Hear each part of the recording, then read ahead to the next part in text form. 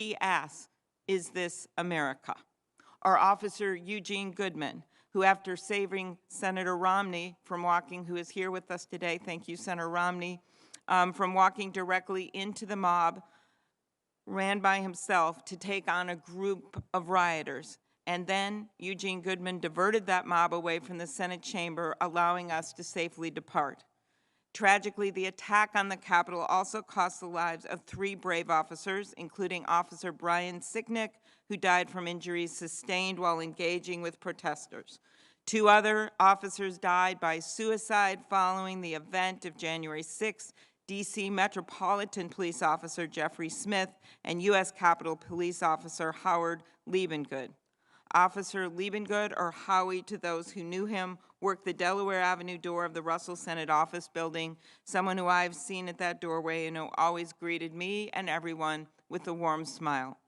It has been reported that 140 U.S. Capitol Police officers sustained injuries from defending the Capitol. The courage of these officers will be remembered forever, but there are still many voices that we haven't heard in the stories of January 6th, including the many staff who make sure we have food in our cafeteria and water and heat in our building. One janitorial worker hid during the attack in a closet. Another custodial staff member reflected on how terrible he felt when he had to clean up feces and had been smeared on the wall, saying, "I felt bad, I felt degraded." These dedicated workers were here too when the Capitol was attacked, as were many committed journalists who report on our work to the American people. To make this place safe going forward, we must answer some key questions.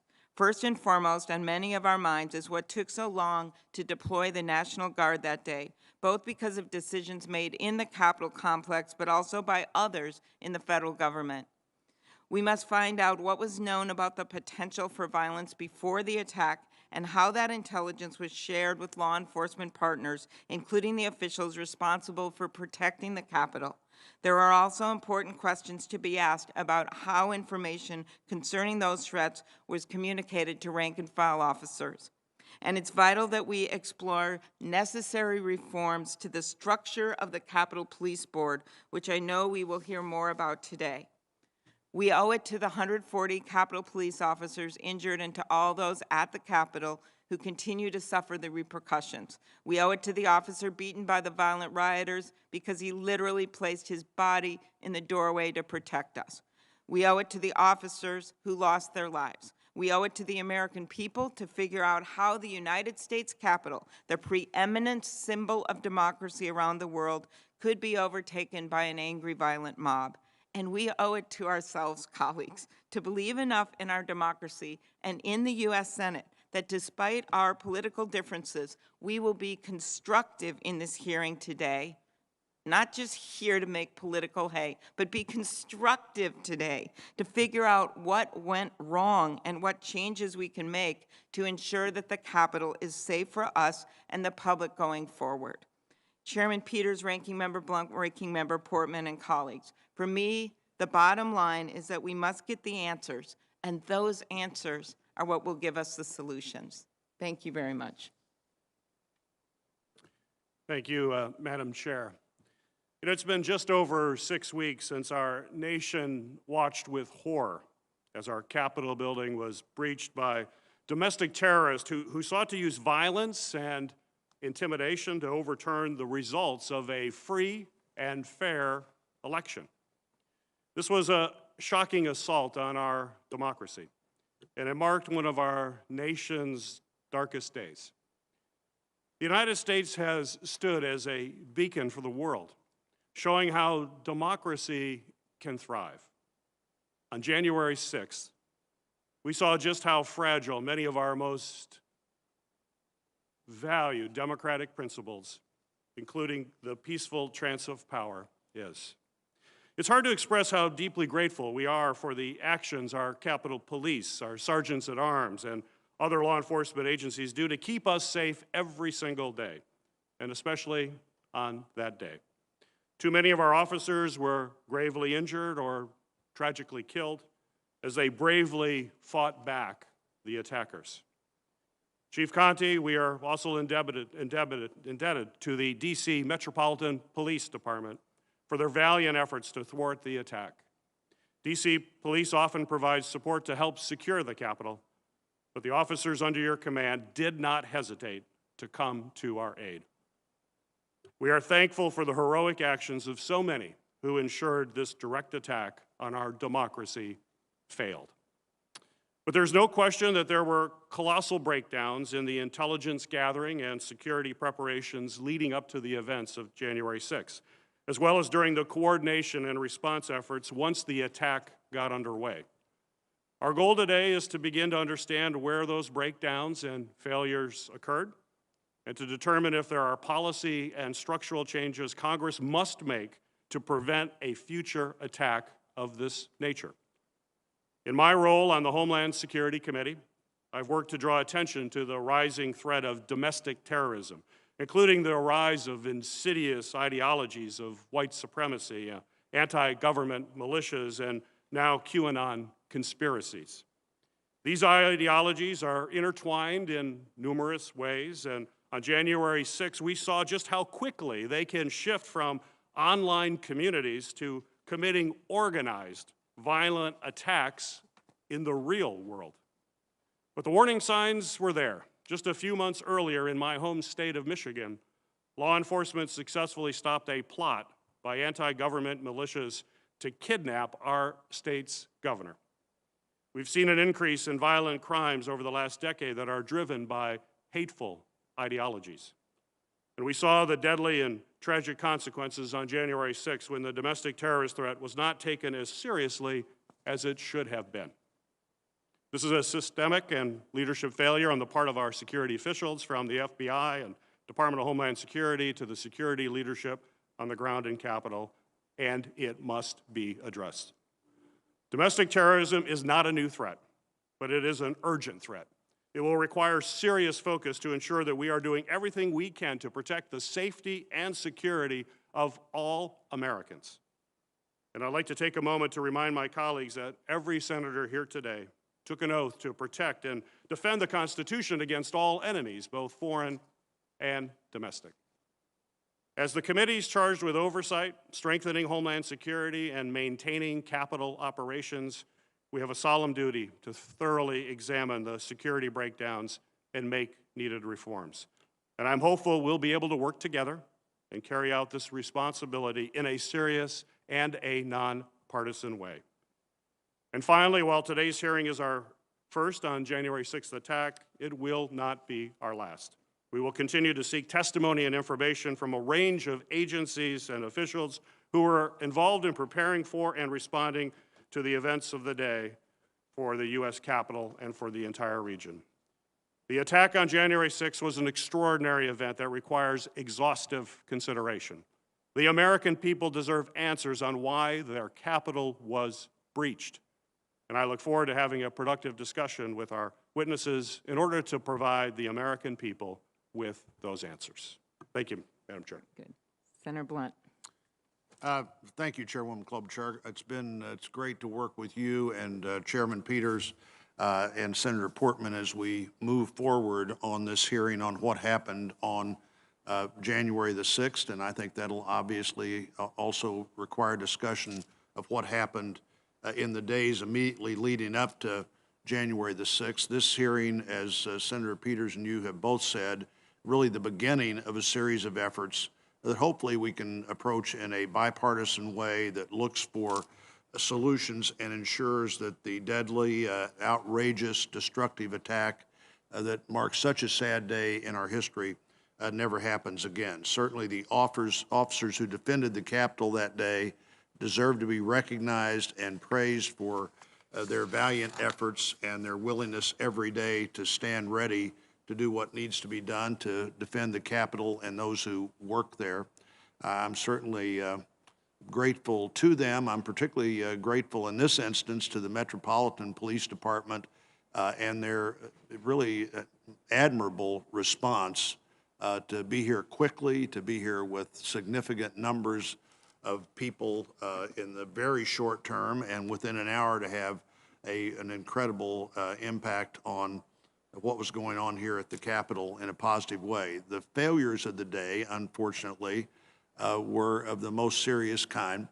Senator Klobuchar has already mentioned the 3 officers whose lives were lost and other officers who have really had to deal with this in a significant way. You also have to remember that this was an event where the families of our officers were watching in real time on television in an attack where they're seeing people that mean the entire world to them in this fight for their lives and fight for our lives and the Capitol. 3 of today's witnesses, former House Sergeant-at-Arms Irving, former Senate Sergeant-at-Arms Stenger, and former Chief of the United States Police, Capitol Police Son, were all charged with the protection of the Capitol on January the 6th. We need to hear from them whether it was a failure of imagination of what could go wrong, a failure of intelligence gathering and dissemination, a failure of preparation which ultimately led to this problem, or maybe a structural failure that just is not designed in a way that it allows us to respond to an immediate crisis, and obviously we need to get that done.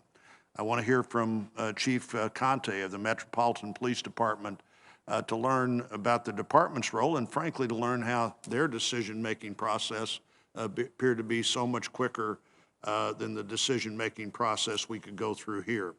I believe it's important for everyone to note that the attacks on January the 6th did not prevent Congress from fulfilling its responsibilities. Both chambers reconvened that evening and finished the certification of the results of the Electoral College. I think Senator Klobuchar and the Vice President and I left the building about 4 a.m. On Friday morning, but we did get our work done where the American people and people all over the world would have expected it to get done. And then on the 20th, we held an inauguration on the same platform that had been stormed 3 weeks earlier and 2 weeks earlier, and carried out one of our most important aspects of our democracy, the peaceful transfer of power. I want to thank my colleagues from both the Homeland Security and Rules Committee for today's hearing and the staff work that's gone into getting ready for today. Ranking Member Portman. Thank you, Chairman Peters, Chairwoman Klobuchar, Ranking Member Blunt for the constructive comments this morning. In this business, you often finish like you start, and I appreciate the fact that we're starting this review by taking the politics out of it so we can get to the bottom of what happened. I want to start by expressing my gratitude on behalf of everybody for the men and women of law enforcement, U.S. Capitol Police, Secret Service, National Guard, Metropolitan Police Department, the FBI, and all the law enforcement agencies who put their safety on the line to safeguard democracy on January 6th. As I said on the Senate floor that night, it was thanks to them that Vice President Pence, members of Congress, staff, and the Capitol Complex workforce were protected, and we were able to complete our constitutional duty of certifying the election.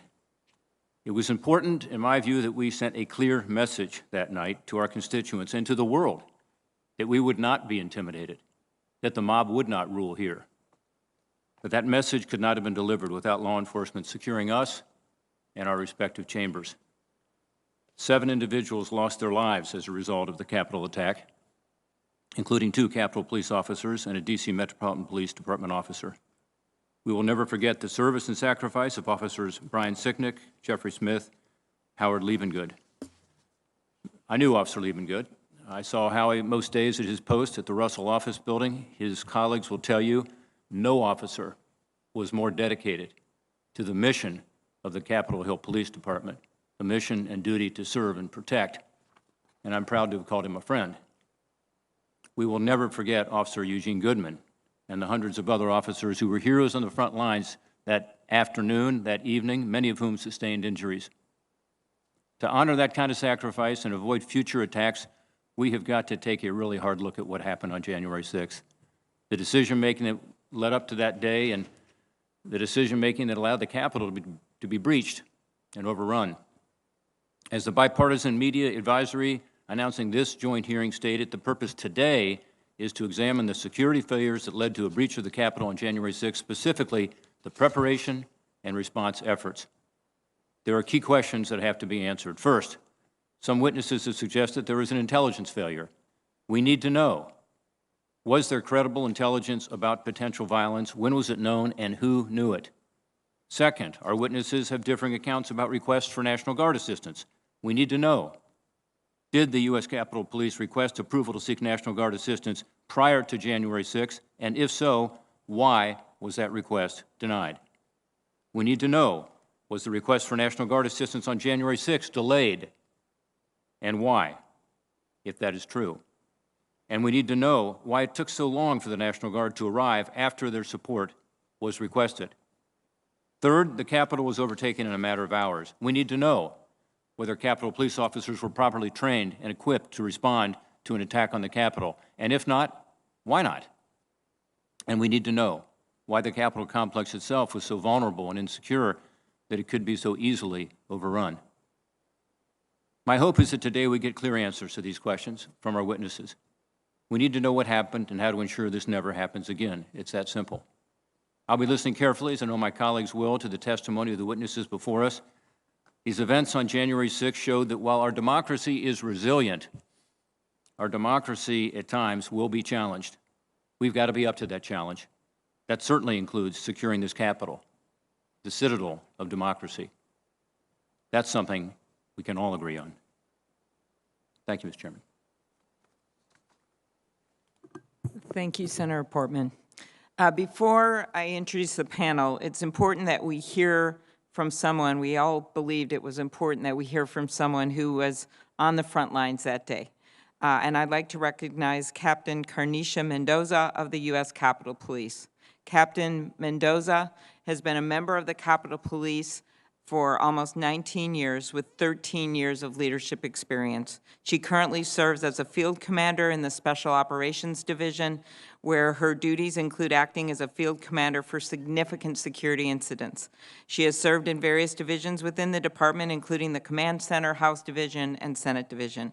Before she joined the Capitol Police, she served as an active duty soldier in the United States Army, and she has received various awards for her work, including her work on recovery efforts during the Pentagon attack on 9/11. Born and raised in Missouri, Senator Blunt, Captain Mendoza graduated from Park University with a Bachelor of Science in Criminal Justice Administration. She has 2 children. On January 6, she rushed to the Capitol when she heard that her fellow officers needed immediate help and assumed command in the rotunda as she and her colleagues fought to push back the rioters and ultimately drive them out of the building. Captain, thank you for sharing your story today. Thank you. Good morning.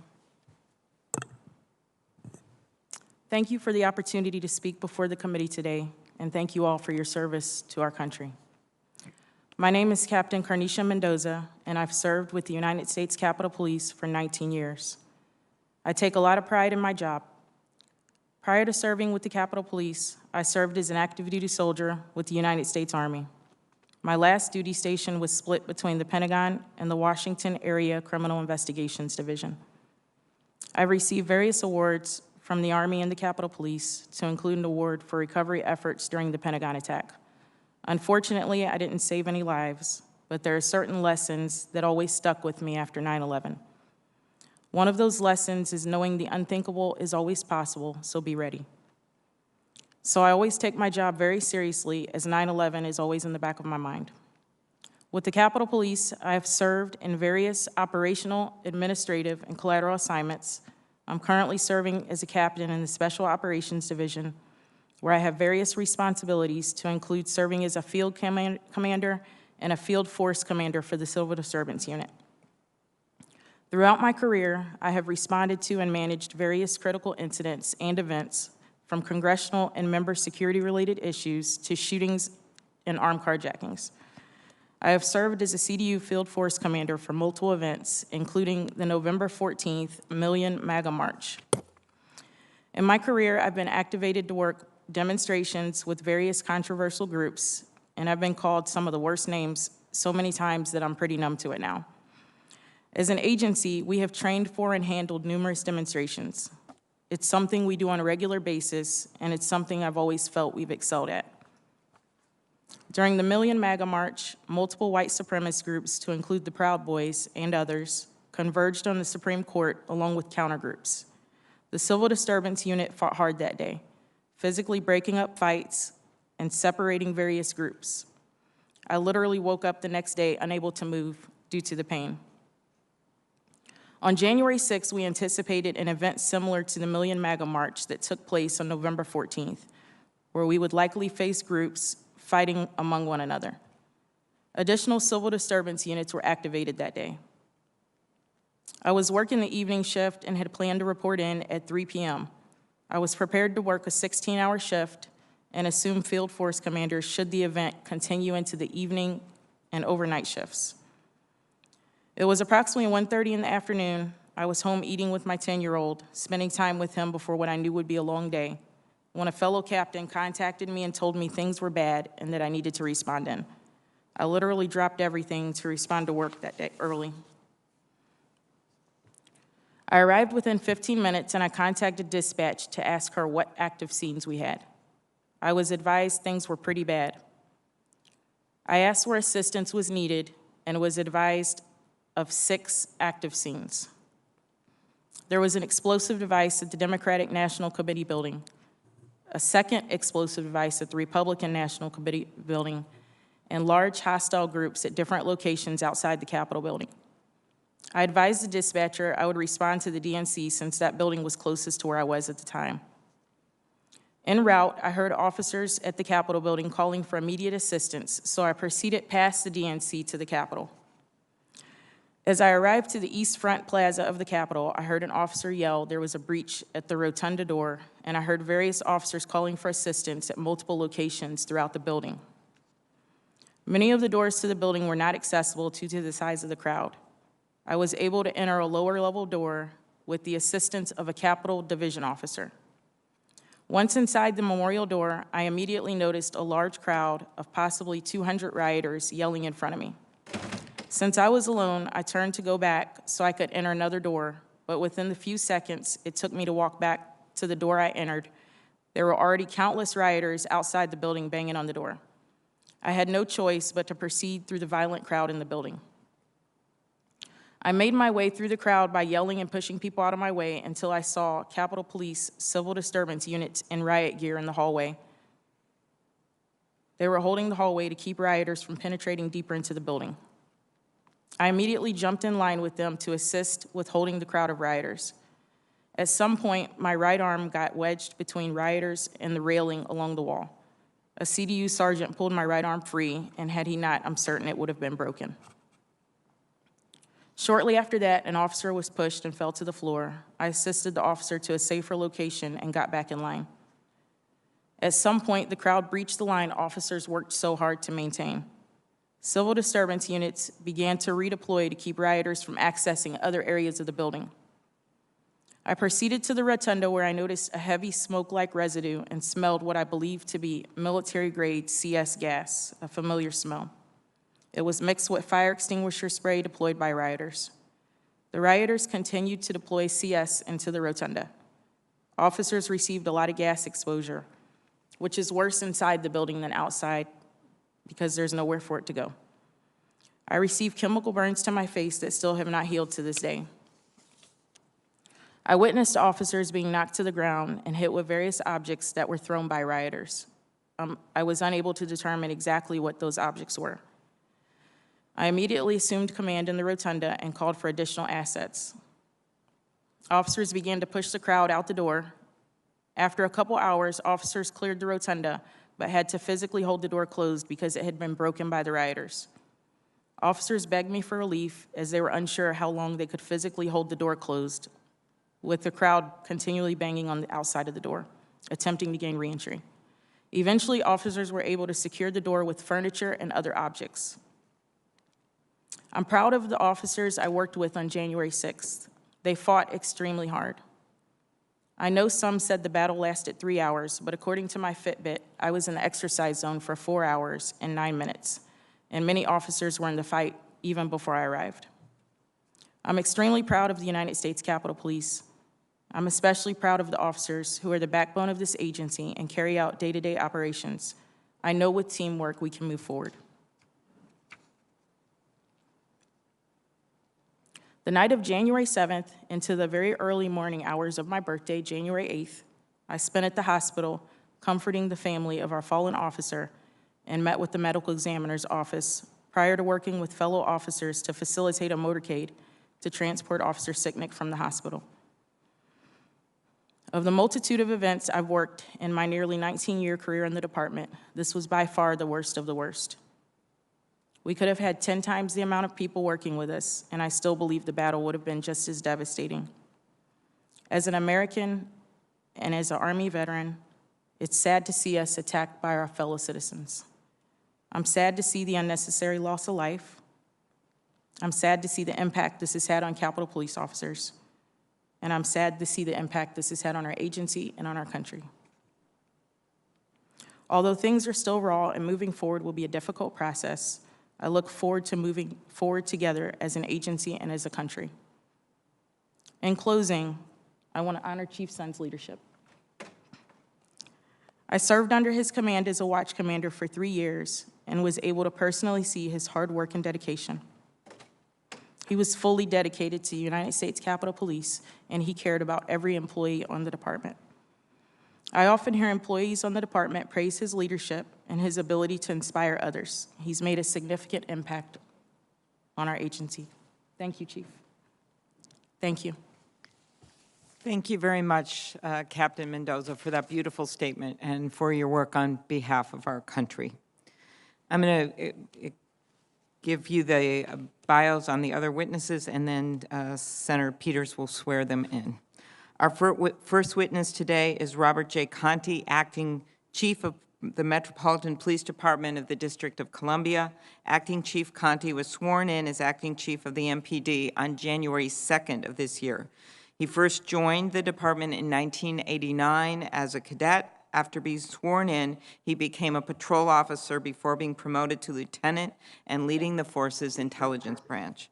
In 2004, he was promoted to captain and put in charge of the violent crimes branch. After being promoted to 2nd District Commander, he joined the Special Operations Division. For the next decade, Acting Chief Conte served in multiple leadership roles with the MPD, including as Patrol Chief of Patrol Services South, where he oversaw several police districts. He was appointed as Assistant Chief of the Investigative Services Bureau in March of 2018. Acting Chief Conte is a graduate of DC schools and holds a bachelor degree in professional studies from the George Washington University. Acting Chief Conte grew up in the Carver Terrace community in Northeast Washington, D.C. Our second witness today will be Mr. Stephen A. Sund. Mr. Sund served as Chief of the U.S. Capitol Police from June of 2019 to January 16th of this year. Mr. Sund joined the Capitol Police in 2017 as Assistant Chief and Chief of Operations. Prior to joining the USCP, he spent nearly 25 years with the Metropolitan Police Department, where he started out as a patrol officer in 1990. From 1999 to 2006, he served as MPD's Special Operations Division and helped plan several major events, including the 2001 and 2005 presidential inaugurations. After joining the MPD's Homeland Security Division, he rose through the ranks to become commander of the Special Operations Division in 2011. As commander of the Special Operations Division, he served as lead planner for both the 2009 and 2013 presidential inaugurations and many other national security special events. He received his Bachelor and Master of Science degrees from Johns Hopkins and his Master of Arts in Homeland Security from the Naval Postgraduate School. Our third witness will be Mr. Michael Stenger, former Senate Sergeant at Arms, who served in that capacity from April of 2018 through January 7th of this year. He joined the Senate in 2011 as Assistant Sergeant at Arms for the Office of Protective Services and Continuity. He has also served as Chief of Staff of the Sergeant at Arms and as Deputy Sergeant of Arms. Prior to joining the Sergeant at Arms office, he was a 35-year veteran of the United States Secret Service, where he served in many roles, including as the Special Agent in charge of the Washington Field Office. Immediately before joining the Senate, he served as Assistant Director of the Office of Government and Public Affairs for the Secret Service. He graduated from Fairleigh Dickinson University. He is also a veteran, having attained the rank of captain in the U.S. Marine Corps. Our final witness today is Mr. Paul Irving. Mr. Irving served as a Sergeant at Arms at the U.S. House of Representatives from January of 2012 through January 7th of this year. He joined the United States Secret Service in 1983 after briefly serving with the FBI. He served as head legal instructor for constitutional law and criminal procedure at the Secret Service Training Academy before joining the Presidential Protective Division during the George H.W. Bush and Clinton administrations. Following his White House service, he served as the Assistant Director for Congressional Affairs, Assistant Director for Government Affairs, Assistant Director for Homeland Security, and Assistant Director for Administration for the Secret Service.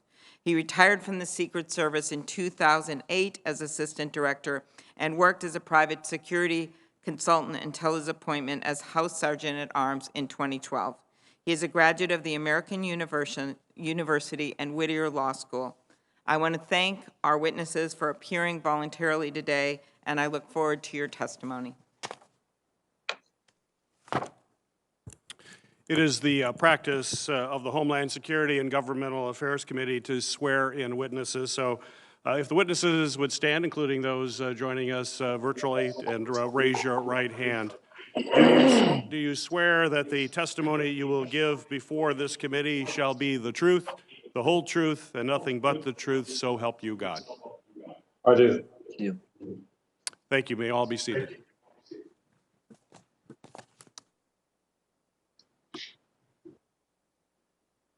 You want to begin then, Chief Conte? Sure. Good morning, Chairman Peters, Chairwoman Klobuchar, Ranking Members Portman and Blunt, and members of the committee. I am Robert J. Conte III, the Acting Chief of Police of the Metropolitan Police Department, the primary police force in the District of Columbia. I appreciate this opportunity to brief you on the events of January 6, 2021, a dark day for our country. I would like to begin by highlighting a few key facts to ensure the committees and the audience understand the very different roles of Mayor Muriel Bowser and the District of Columbia, including MPD, and those of congressional and federal authorities. First, MPD is prohibited by federal law from entering the Capitol or its grounds to patrol, make arrests, or serve warrants without the consent or request of the Capitol Police Board. Second, the President of the United States, not the Mayor of the District of Columbia, controls the DC National Guard.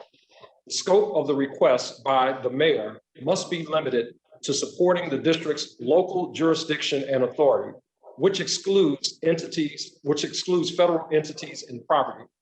Third, since Mayor Bowser declared a public health emergency last March, the district has not issued permits for any large gathering. Although the district and MPD take pride in facilitating the exercise of First Amendment rights by all groups, regardless of their beliefs, none of the public gatherings on January 5th and 6th were issued permits by the city.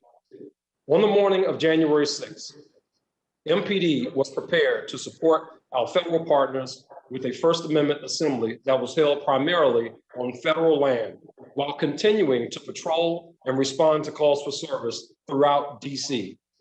Based on our experience with prior demonstrations after the election, we recognize that there was a possibility of violence, especially after dark as smaller groups of protesters gathered with malicious intent on our city streets. To be clear, available intelligence pointed to a large presence of some of the same groups that had contributed to violence in the city after demonstrations in November and December. The district had intelligence indicating the potential for violent actions in the streets of the District of Columbia. In preparation for the anticipated demonstrations and the possibility of violence on city streets, MPD was fully deployed on 12-hour shifts the week of January 4th, with days off and leave canceled. At Mayor Bowser's request, several area police departments were on standby in DC, and more than 300 members of the National Guard were deployed on district streets, providing traffic control and other services. However, these resources were barely enough to counter an event that had never happened in the history of the United States. a mob of thousands of American citizens launching a violent assault on the U.S. Capitol, the seat of our government, in an attempt to halt the counting of the electoral ballots, an essential step in the peaceful transfer of power in our nation. The mob's sustained assault on the Capitol precipitated an equally unprecedented response, with then Capitol Police Chief Steve Sund issuing an urgent request for MPD to come assist in defending the Capitol. Needless to say, when we received the call for help, MPD responded immediately. Within minutes, our members arrived at a chaotic scene. The violent mob had overran protective measures at the Capitol in an attempted insurrection prior to the arrival of MPD officers at the West Front. Our objectives were to, one, stop the rioters from entering the Capitol building and remove those that were already inside. Two, secure a perimeter so that the Capitol could be cleared for lawmakers. Three, enable Congress to resume their sessions to demonstrate to our country and to the world that our democracy was still intact. And lastly, once the third objective had been accomplished, begin making arrests of anyone violating the law. At 2:22 p.m., a call was convened with, among others, myself, leadership of the U.S. Capitol Police, the National Guard, and the Department of the Army. I was surprised at the reluctance to immediately send the National Guard to the Capitol grounds. In the meantime, by 2:30 p.m., the district had requested additional officers from as far away as New Jersey and issued notice of an emergency citywide curfew beginning at 6 p.m. From that point, it took another 3.5 hours until all rioters were removed from the Capitol. 90 minutes later, at 8 p.m., Congress was able to resume its critical work and fulfill its constitutional duty. Over the course of January the 6th and into the early morning of the 7th, approximately 1,100 MPD members responded to the Capitol. At least 65 MPD members sustained injuries. 5 people lost their lives on January the 6th. As we reflect on that dark day, we offer condolences to all of the grieving families. In closing, I appreciate the opportunity to highlight the heroism of MPD officers who put their lives on the line to protect the Capitol, Congress, and our democracy. But to ensure the continued safety of the district and everyone in it, we must be frank in looking at several critical issues. This assault on the Capitol has exposed weaknesses in the security of the most secure city in the country. The federal police forces in DC will be re-examining their security protocols, given the risk of both foreign and domestic terrorism. As the chief of the district's municipal police force, I must think about our preparations not only for possible attacks, but the daily impact of the changing operations of our federal partners. As they harden targets in the federal enclave, other buildings in the city under MPD jurisdiction may become more likely targets. This concludes my testimony. I am happy to answer any questions. Thank you very much. Mr. Sund.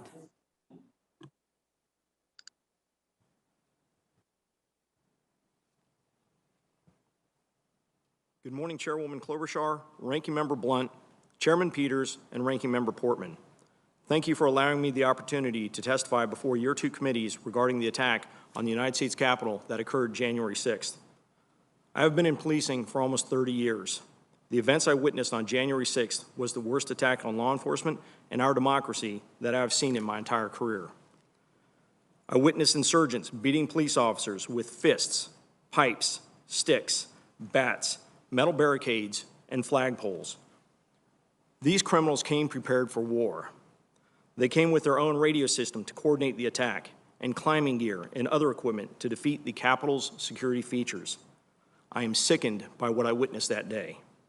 Our officers fought valiantly, using batons, shields, chemical munitions, and pepper ball guns to hold back the attackers. Capitol Police and responding law enforcement agencies showed tremendous restraint by not using their firearms, which would have likely led to a more chaotic situation and a possible mass casualty incident. No civilian law enforcement agency, to include the United States Capitol Police, is trained or equipped to repel an insurrection of thousands of individuals focused on breaching a building at all costs. I am extremely proud and appreciative of the Capitol Police officers, the Metropolitan Police Department, and the other law enforcement agencies that came to our assistance. A clear lack of accurate and complete intelligence across several federal agencies contributed to this event, and not poor planning by the United States Capitol Police. We rely on accurate information from our federal partners to help us develop effective security plans. The intelligence that we based our planning on indicated that the January 6th protests were expected to be similar to the previous MAGA rallies in 2020, which drew tens of thousands of participants. The assessment indicated that members of the Proud Boys, white supremacist groups, Antifa, and other extremist groups were expected to participate on January 6th, and that they may be inclined to become violent. Based on the intelligence that we received, we planned for an increased level of violence at the Capitol, and that some participants may be armed. But none of the intelligence we received predicted what actually occurred. Extensive preparations were put into place for January 6th that included the full activation of the department, intelligence and information sharing with our federal and local partners and department officials, implementing a significant enhancement for member protection, extensive operational enhancements to include significant civil disobedience deployment and an expanded perimeter. We also distributed additional protective equipment for our officers and coordinated outside agency support. As recent as Tuesday, January 5th, during a meeting I hosted with my executive team, the Capitol Police Board, and a dozen of the top law enforcement and military officials from D.C., no entity, including the FBI, provided any new intelligence regarding January 6th. It should be also noted that the Secretary of Homeland Security did not issue an elevated or imminent alert in reference to the events at the United States Capitol on January 6th. We properly planned for a mass demonstration with possible violence. What we got was a military-style coordinated assault on my officers and a violent takeover of the Capitol building. I know that the images we saw of the officers battling for their lives and the visuals on national TV had a profound effect on the nation. The United States Capitol Police did everything we could based on the intelligence and available resources to prepare for this event. While my officers were fighting, my post was in the command center coordinating resources from numerous agencies around the National Capital Region to provide critically needed support. I was also briefing the 2 sergeant-at-arms and working on establishing accountability and priorities for the incoming resources. As Capitol Police and outside resources began to reestablish the security perimeter, I responded to the Capitol building to personally evaluate the situation and brief the sergeant-at-arms and leadership. I acknowledge that under the pressure of an unprecedented attack, a number of systems broke down. One of the reported issues described by officers was a lack of clear communications and directions from officials. It appears that the established incident command for the Capitol building was overwhelmed by the enormity of the situation and as officials battling insurrections as opposed to directing the response. There have also been reports that some officers may have felt confused or let down during the attack. As an official who cares as much as I do about my colleagues, nothing is more painful to me. These issues must be addressed through new training, policies, and procedures. Even our best efforts were not enough to stop this unprecedented assault on the Capitol. However, casting blame solely on United States Capitol Police leadership is not only misplaced, but it also minimizes what truly occurred that day. The focus going forward needs to be on the efforts to improve intelligence and the coordination of security measures between all involved agencies. Hopefully, this will be part of the focus of an independent after-action committee to look at all aspects of the January attack on our nation's Capitol. In closing, I want to again recognize the heroic efforts of the Capitol Police officers, who on January 6th, outnumbered and against the odds, successfully carried out their mission to protect the members of Congress and the legislative process. I couldn't have been more proud to be part of their team and the USCP mission. I'm available to answer any questions you may have. Thank you. Thank you, Mr. Sund. Mr. Stenger. Chairwoman Klobuchar, Chairman Peters, Ranking Member Blunt, and Ranking Member Portman. The National Capital Region is a unique environment for law enforcement. The U.S. Capitol Police, in conjunction with the sergeants at arms, work to provide security of the Capitol complex and its population. But there is a shared responsibility with other law enforcement groups within the region. Sharing of information and resources is paramount for success. Once assuming the position of the Senate Sergeant at Arms, enhancement of the working relationship between my office and U.S. Capitol Police had been a priority. I am a proponent of the concept of intelligence-led policing. This methodology can be used in assessing threats to individual members as well as threats to the campus. As in all intelligence operations, it is only as good as the analyst assessing it. And that assessment is then placed in the appropriate hands to take steps in order to mitigate any threats. We have to be careful of returning to a time when possibility rather than probability drives security planning. For the events of January 6th certainly reveal that a review of intelligence should be done. Returning to the concept of possibility driving security operations may result in poor use of resources. This is the constant give and take of security planning. There is an opportunity to learn lessons from the events of January 6th. Investigations should be considered as to the funding and travel and what appears to be professional agitators.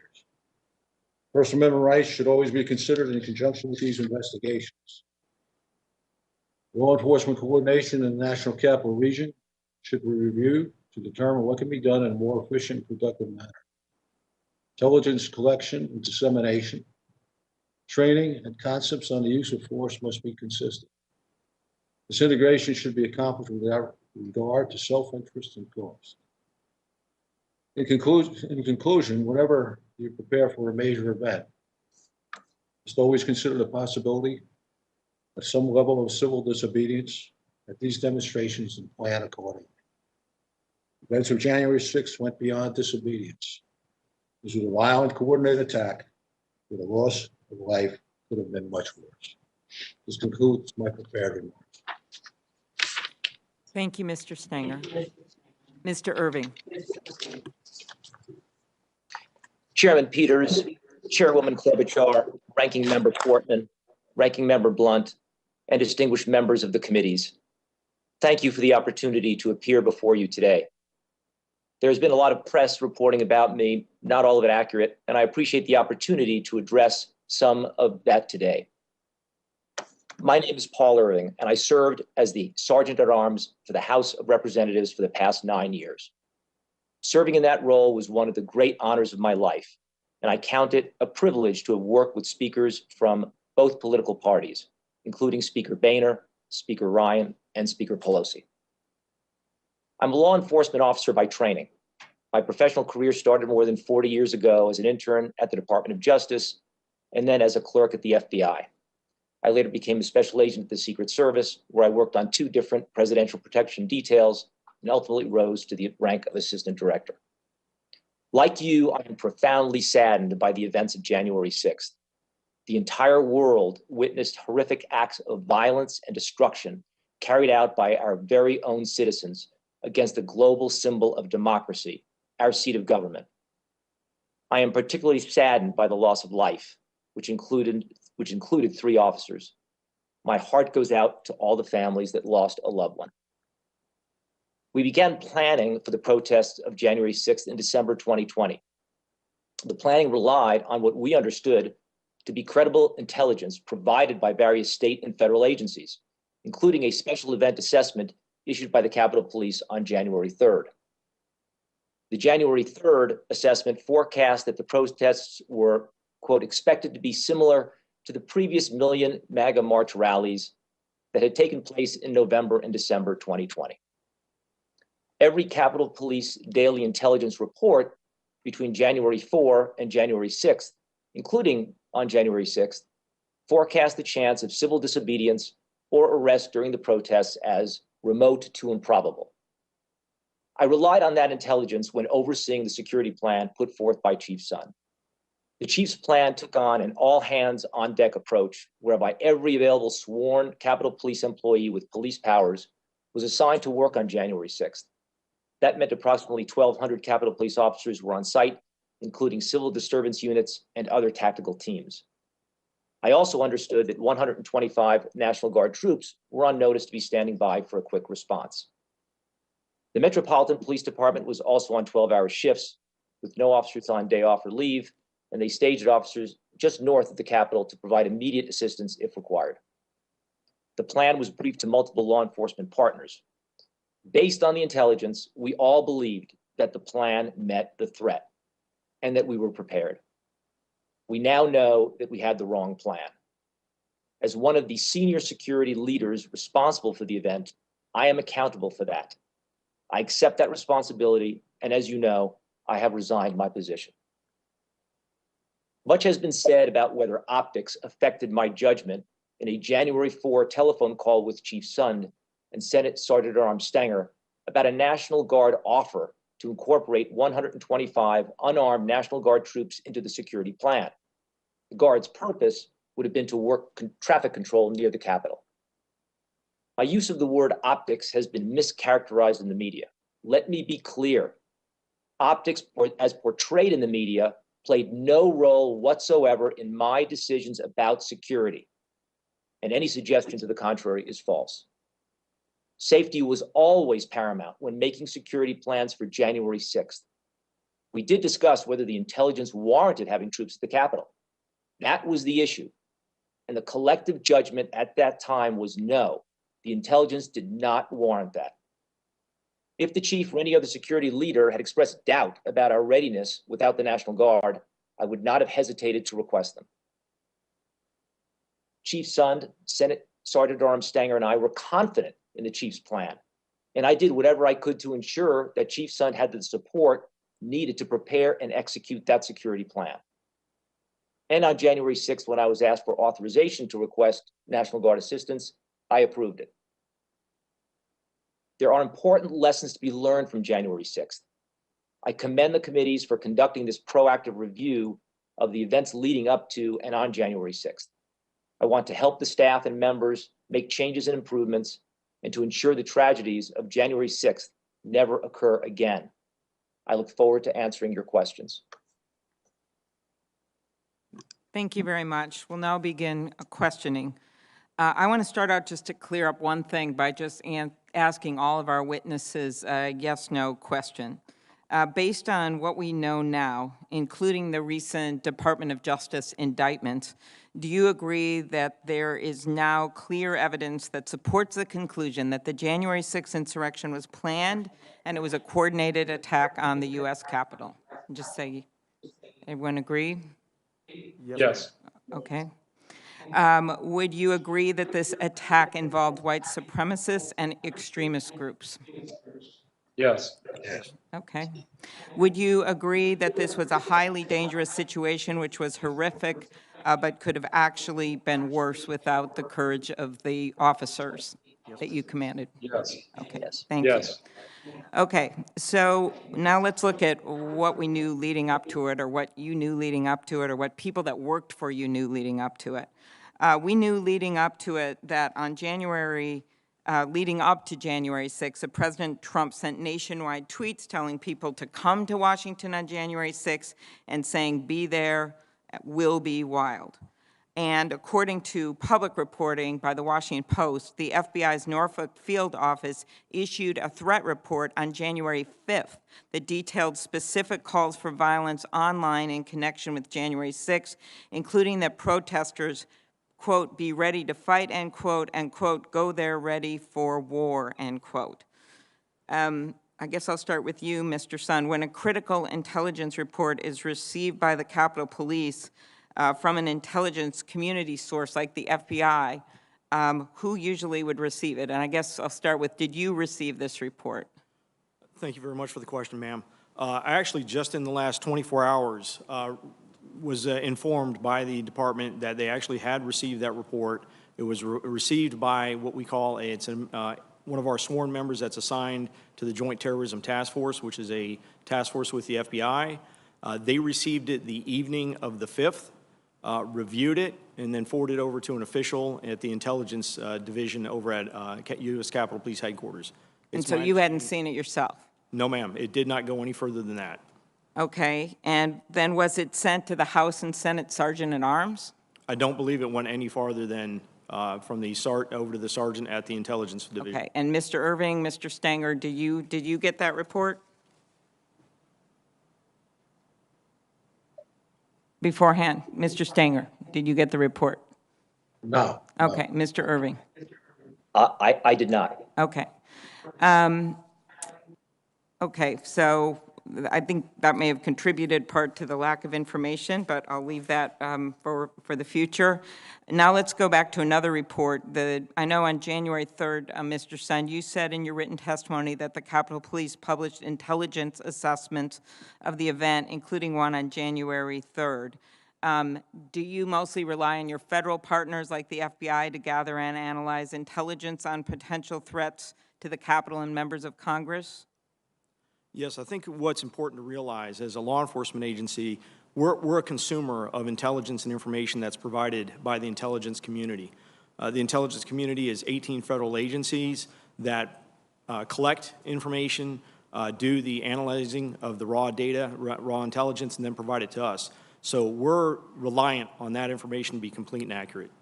But in that report, we now know, according to your testimony, that tens of thousands of participants were likely to descend on Washington. Is that correct? Yes, ma'am. Okay. And the January 3rd memo, according to the Washington Post, made clear that supporters of President Trump see January 6th as the last opportunity to overturn the results of the presidential election, and that, quote, this sense of desperation and disappointment may lead to more of an incentive to become violent. Is that correct? Yes, it is, ma'am. The article also quoted the memo as stating that unlike previous post-election protests, the targets of the pro-Trump supporters are not necessarily the counter-protesters, but rather Congress itself is the target on the 6th. Is that right? That is correct. And did you have any indication that many of these protesters might arrive armed or that members of extremist groups might be there? We knew that members of extremist groups would be there, and there was social media calls for people to come armed, yes. You've also said that at a January 5th meeting with Capitol Police, the Sergeant-at-Arms and federal law enforcement, military officials, all present at the meeting indicated that there was no new intelligence to report for January 6th. Is that right? That is correct, ma'am. But your testimony states that the Capitol Police took a number of steps after these assessments, like what you said was the largest number of civil disturbance unit platoons possible, increasing dignitary protection coverage, coordinating with the D.C. police, and ordering all hands-on-deck status for Capitol Police. Is that right? That is correct, ma'am. We took extensive efforts to prepare for the events based on the information, much of which you just reviewed, yes. Okay, good. So if the information was enough to get you to do that, why didn't we take some additional steps? Why didn't you and others involved to be better prepared to confront the violence? We expanded our perimeter. When we expanded the perimeter, again, we knew there was going to be some maybe limited violence, but we did. We expanded the perimeter. We took a number of steps to outfit our personnel with additional hard gear. We developed a plan for if we had protesters that may be armed. And that was one of the reasons, the expanded perimeter and the heightened risk, that I went to the Sergeant-at-Arms and requested the National Guard. But now you realize it wasn't enough, those security measures. Is that right? Well, that is, you know, hindsight being what it is. I mean, you look around the Capitol right now and you see the resources that were brought to bear based on the information we now know from January 6th. Okay. Mr. Sun, you stated in your written testimony that you first made a request for the Capitol Police Board to declare an emergency and authorize National Guard support on Monday, January 4th, and that request was not granted. That is correct, ma'am. Your testimony makes clear that the current structure of the Capitol Police Board resulted in delays in bringing in assistance from the National Guard. Would you agree with that? That's one of the things we want to look at. Yes, ma'am. Okay. Do you think that changes are needed to make clear that the Capitol Police Chief has the authority to call in the National Guard? I certainly do. I think in exigent circumstances, there needs to be a streamlined process for the Capitol Chief of Police, for the Capitol Police, to have authority. Okay. And Mr. Stenger, do you think that reforms are needed to the structure of the Capitol Police Board to make that clear? I think a review of the Capitol Police Board and their statutory authorities probably would be a good time to do this now. There's a lot of statutes out there in the Capitol Police Board that go back many, many years.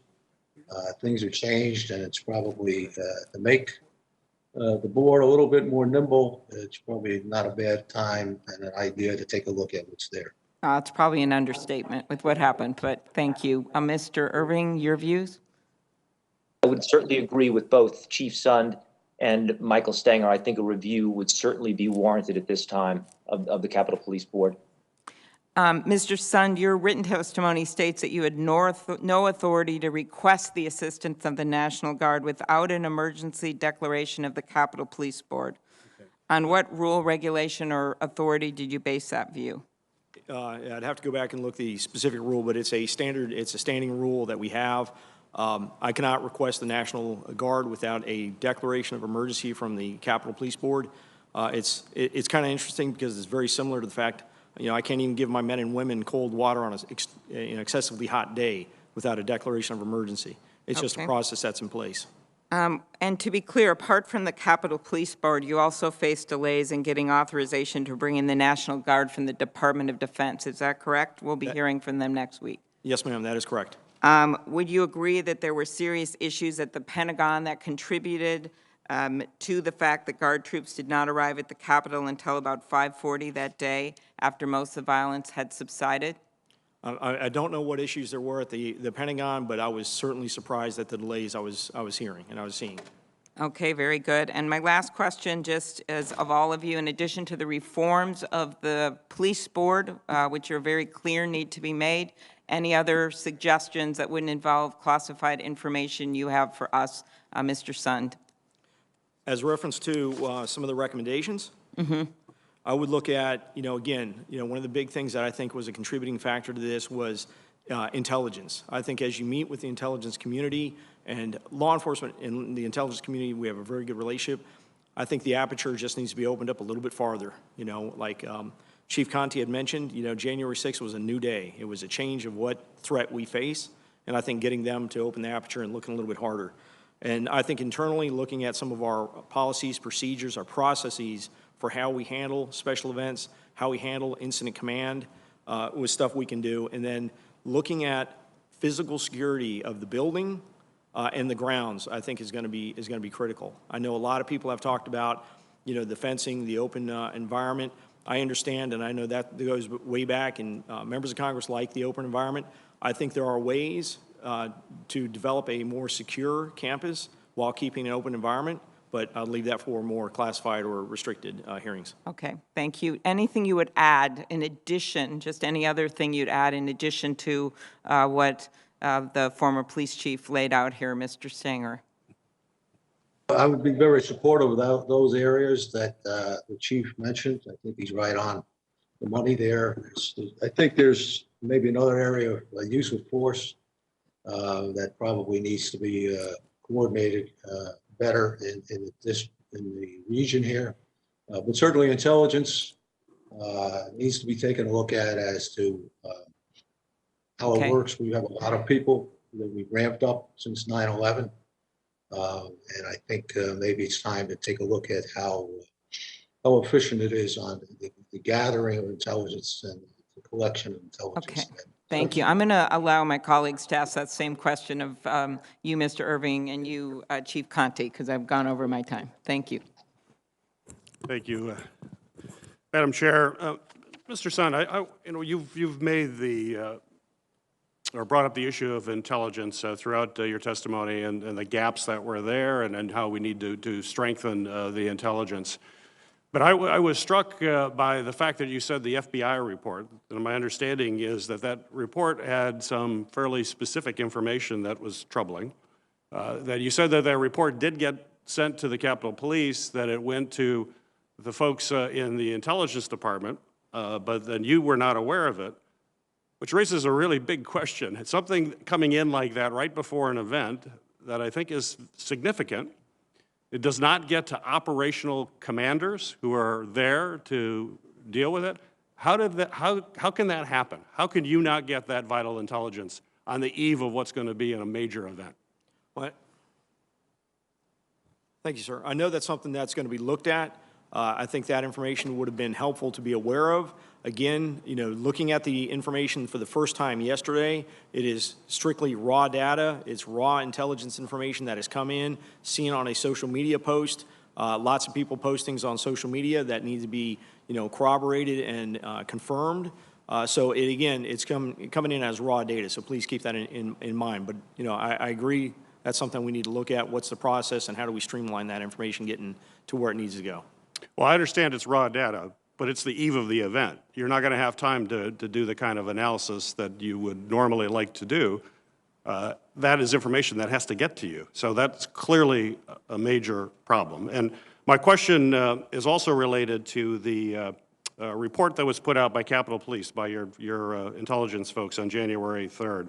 The Intelligence Division of the Capitol Police issued an internal report which reportedly stated, and this is some of this has been out in the public domain, that instead of targeting counter-protesters, as you've seen in the prior events that occurred that you've referenced earlier, that, quote, this is quote that has been out in the public domain, that Congress itself is the target on the 6th by Trump supporters. Congress was the target.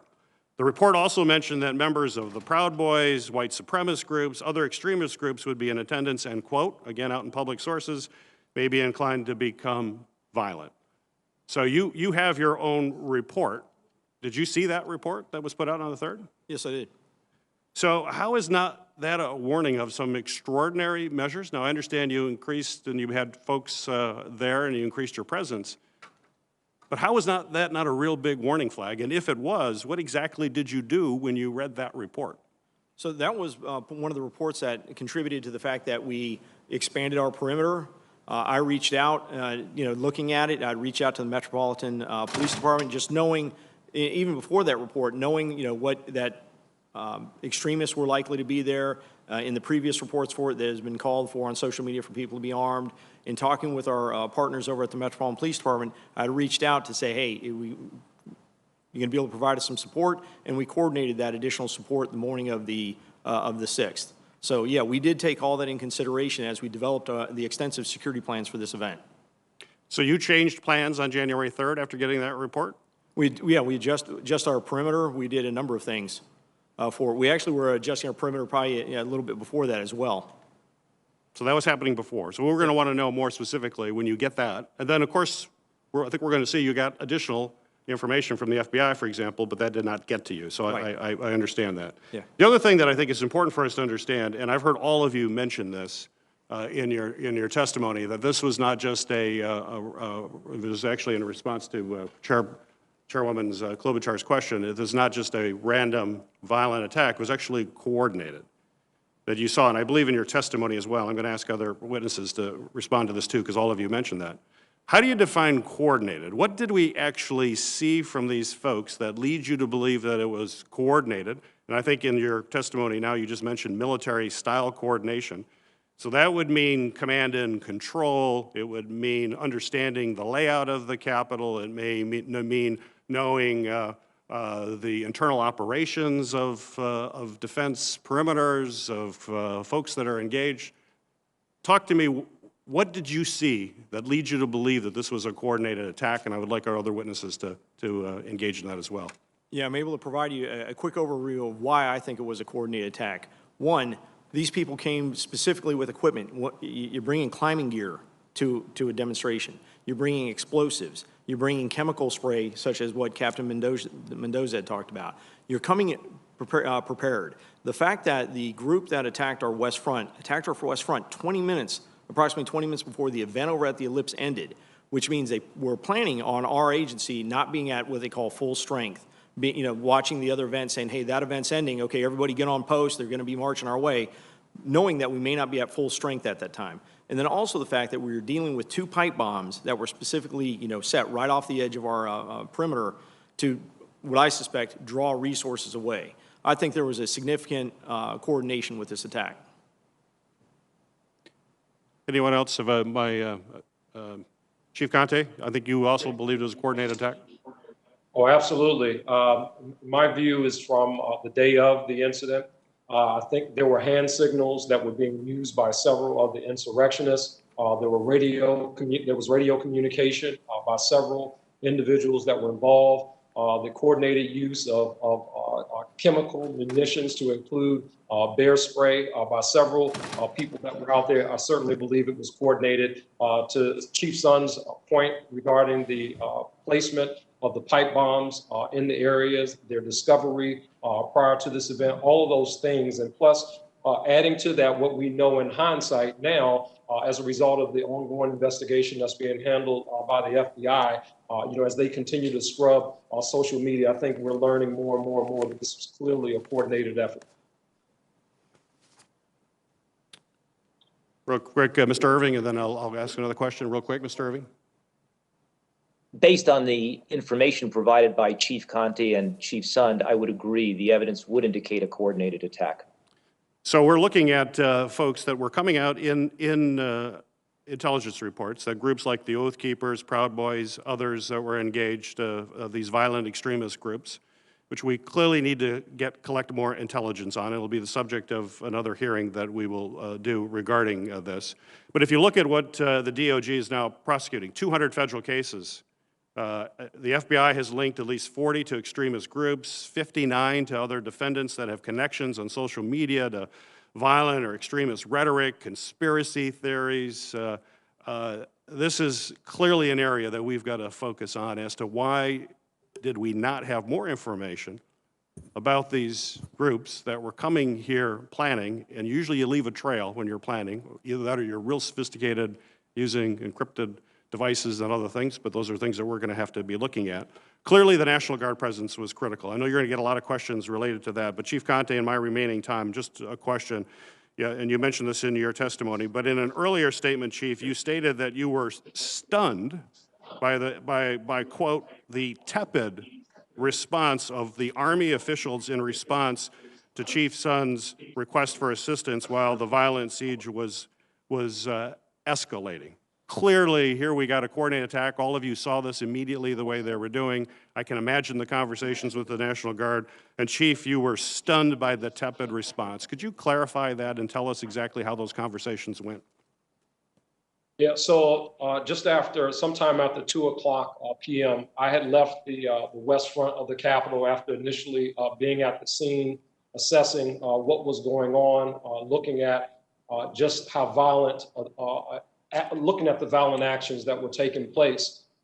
Shortly thereafter, there was a phone call that was convened between several officials. Chief Sund was on the call, literally pleading there were several Army officials that were on the call. I don't know all by name who were on the call. Several officials from district government that were on the scene. Chief Sund was pleading for the deployment of the National Guard.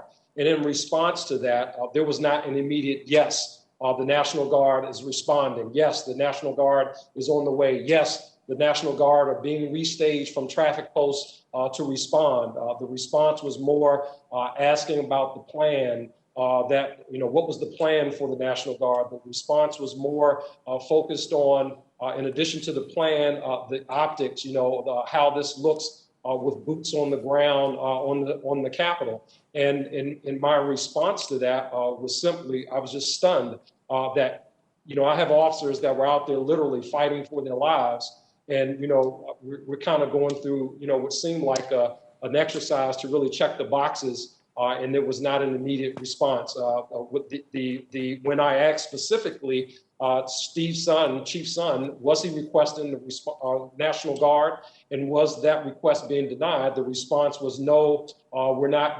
From the U.S. Department of the Army was no. We're not denying the request. But they were concerned. They did have concerns. So I was just stunned at that response. Thank you. Senator Blunt. Thank you, Chairman.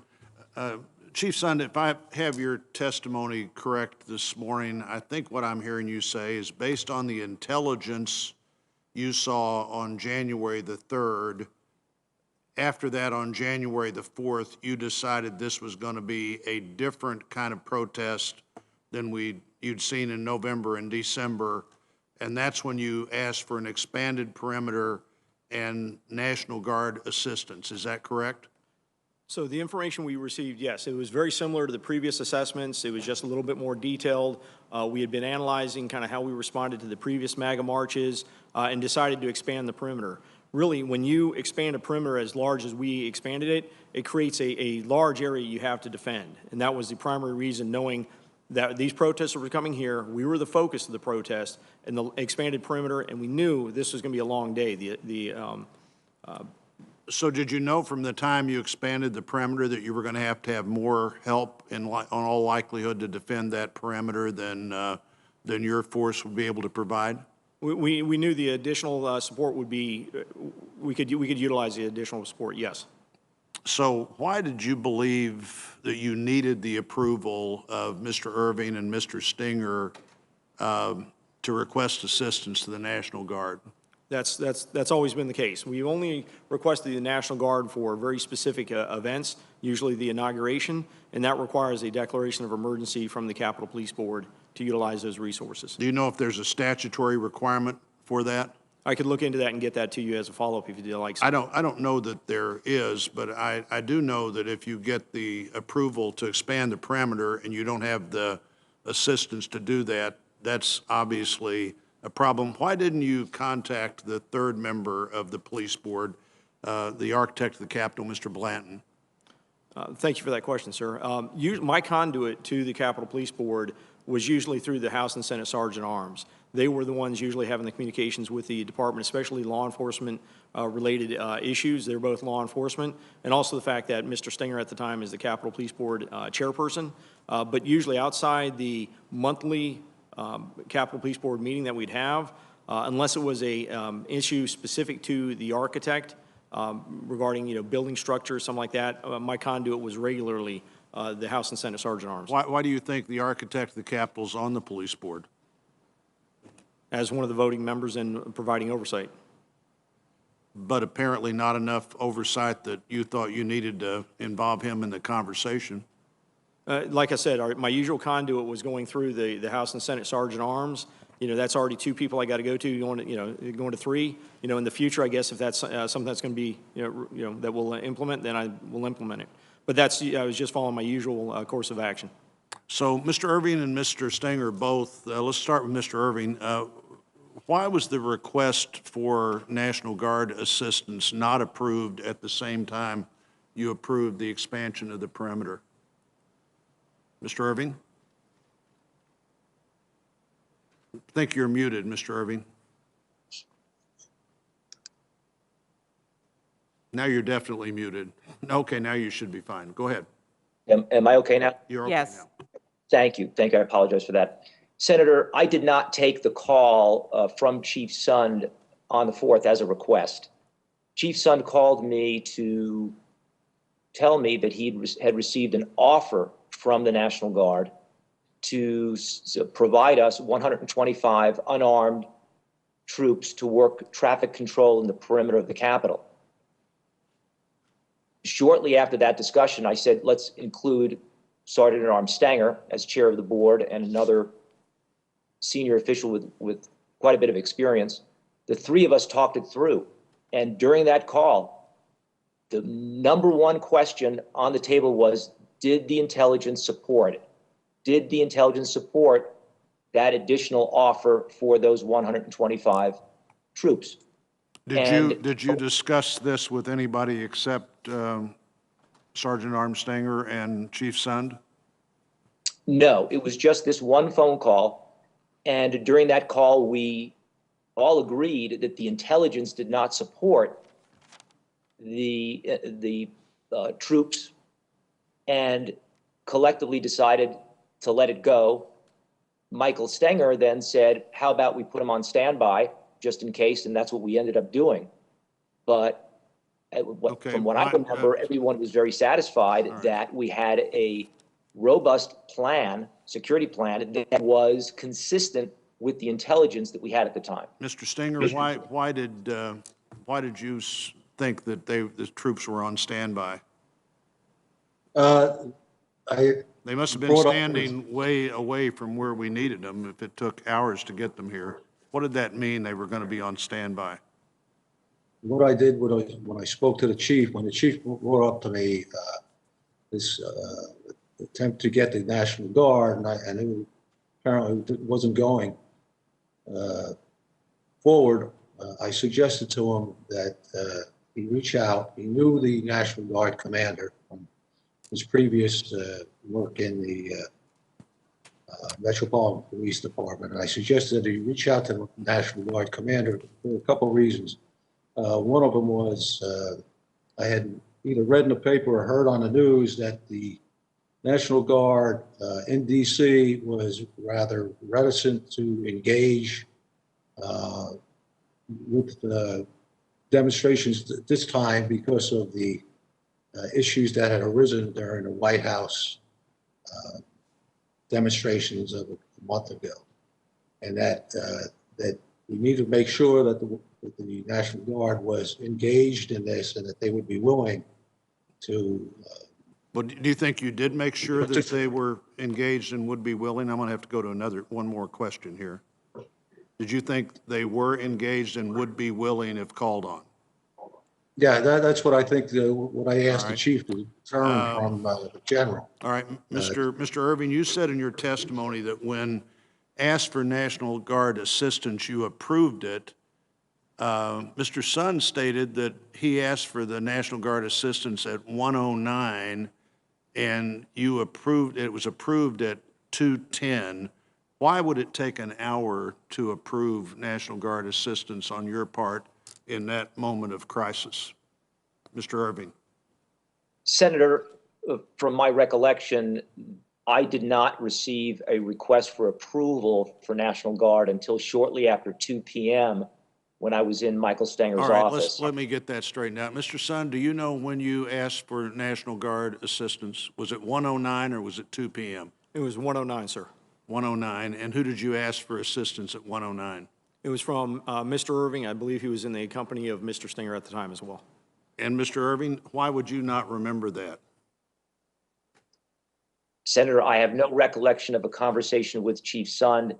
At that time, I was on the floor during the Electoral College session, and my conversation with Chief Sund in that time frame was shortly before 1:30, when I recall he was describing conditions outside as deteriorating.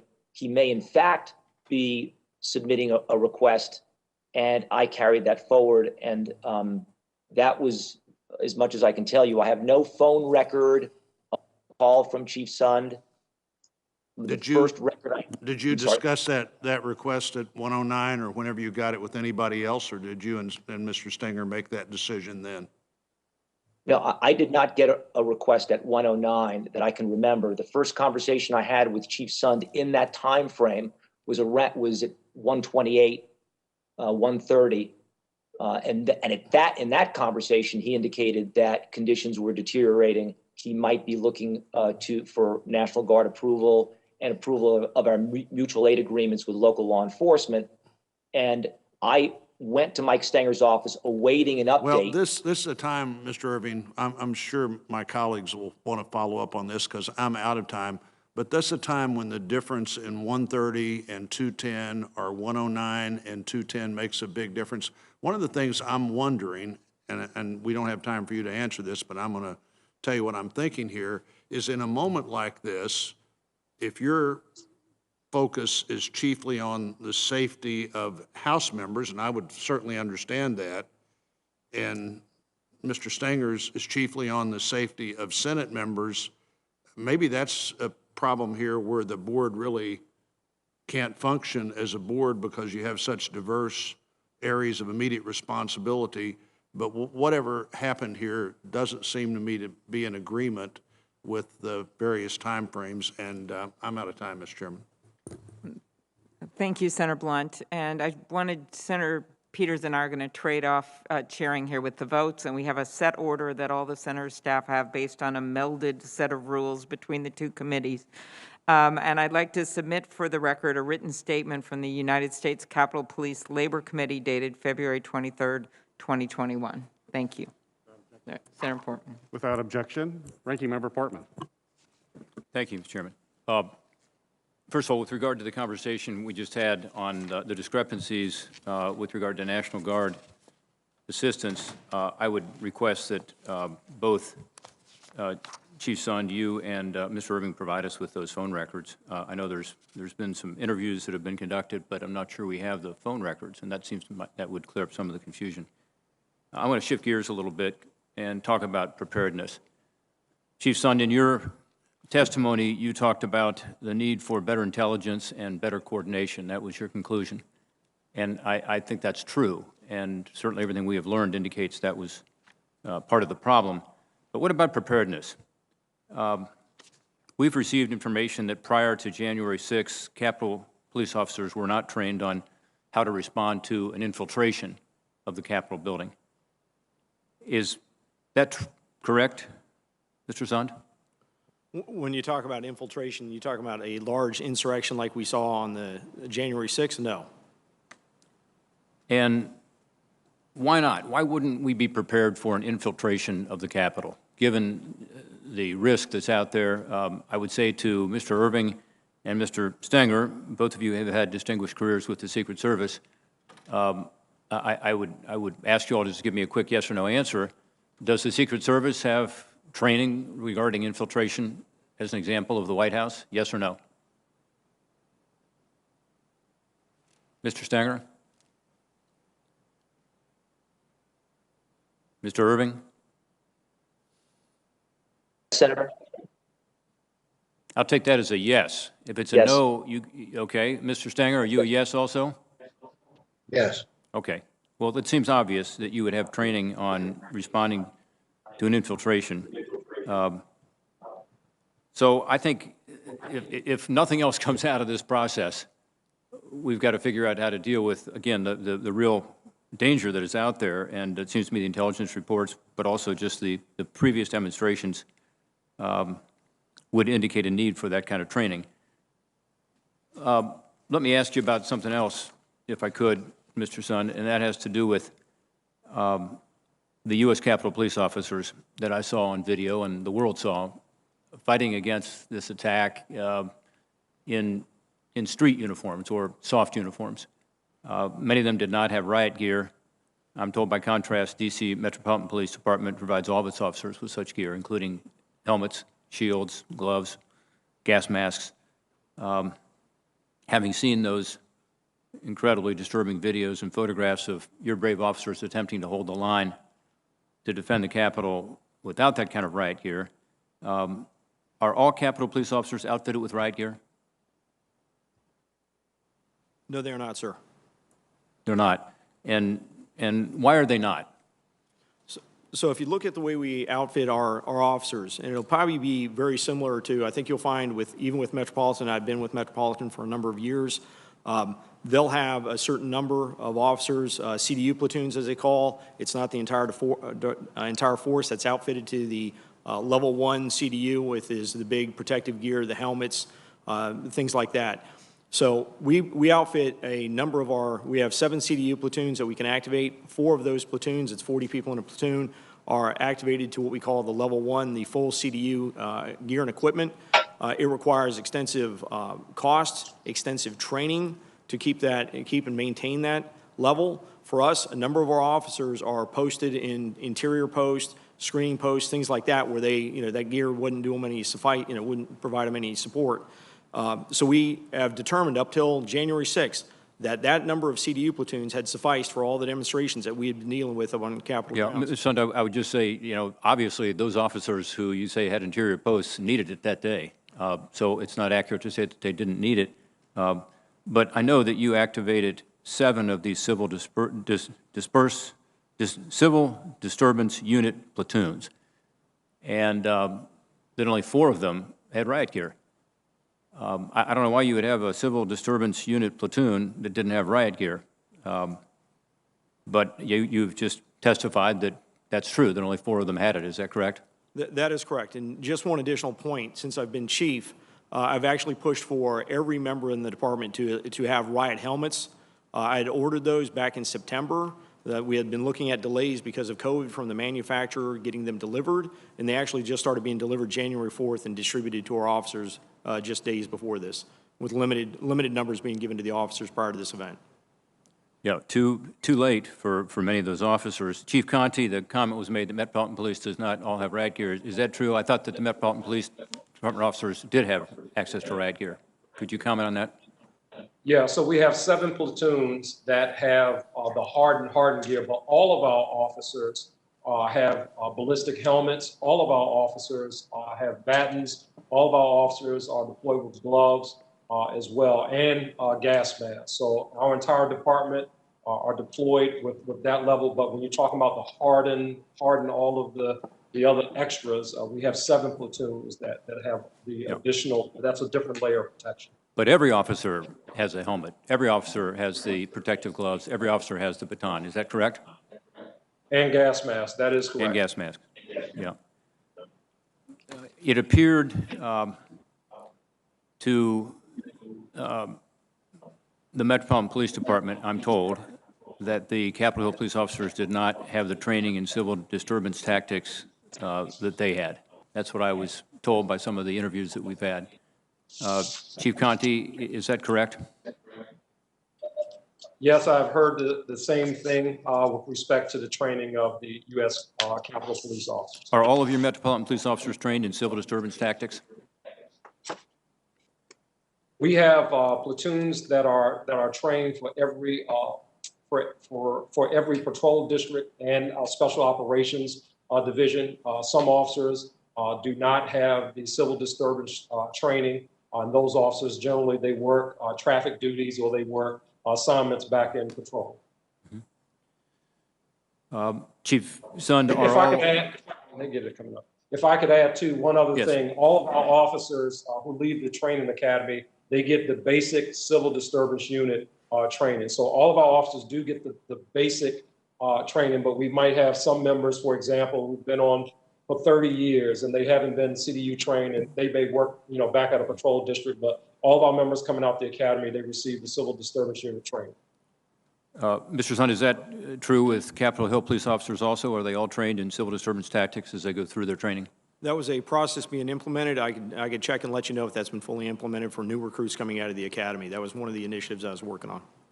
So we were working on that, but as far as you know, this training was not being provided even for new officers, much less for those on the force. Is that correct? I believe the new officers coming out were, but I just need to confirm that. Yeah, I think the bottom line here is that, unfortunately, our officers were not given the proper training with regard to infiltration of the building or the complex, with regard to dealing with civil disturbance, and they didn't have the equipment necessary to push back and, most importantly, to protect themselves. So my hope is that, again, one of the ways that this joint hearing and this committee report can be helpful is to bring the Capitol Police Department up to speed. And look, I appreciate the sacrifice and the bravery of that day, but I think we also owe it to those officers to provide them the training and the equipment they need to protect themselves and to protect the Capitol. Thank you, Mr. Chairman. Thank you, Ranking Member. The chair now recognizes Senator Leahy. Thank you, Mr. Chairman. I'd like to follow up on what Senator Portman said. I agree with his concerns, but I might ask a question from the Appropriations Committee, and I know time is limited, so these can be yes or no answers. The Appropriations Committee has always worked in a bipartisan fashion to get money to the police. So, Mr. Sund, yes or no? The Appropriations Committee, ultimately the Congress, have met your request for salaries and operating expenses in every fiscal year. Is that not correct? Yes, sir. Thank you. And Mr. Stenger, the Appropriations Committee and ultimately the Congress has met your request for salaries and operating expenses every fiscal year. Is that correct?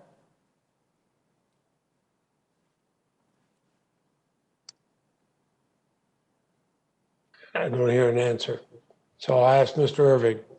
Mr. Irving, the Appropriations Committee and ultimately the Congress has met your request for salaries and operating expenses in every fiscal year. Is that correct? Yes, that is correct. Mr. Stenger? Yes, that's correct, sir. Thank you very much. So I have to think that we had not that we had inadequate resources, but a failure to deploy the people that we were supposed to. I look at those who appeared. I looked at the lives that were lost, the police who fought to protect our capital. We saw this as a violent, and I'd say planned and organized attack on the United States and the United States government by domestic terrorists. I hope they're all going to be prosecuted as fully as they can. But those, when we see people encouraging them, including from the former president of the United States, who urged his followers to fight and to show strength, I really wonder why we didn't take this seriously enough to be prepared for them.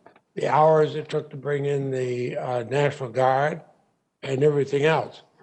So I read, Mr. Sutton, I read your detailed letter to Speaker Pelosi, but you said there wasn't enough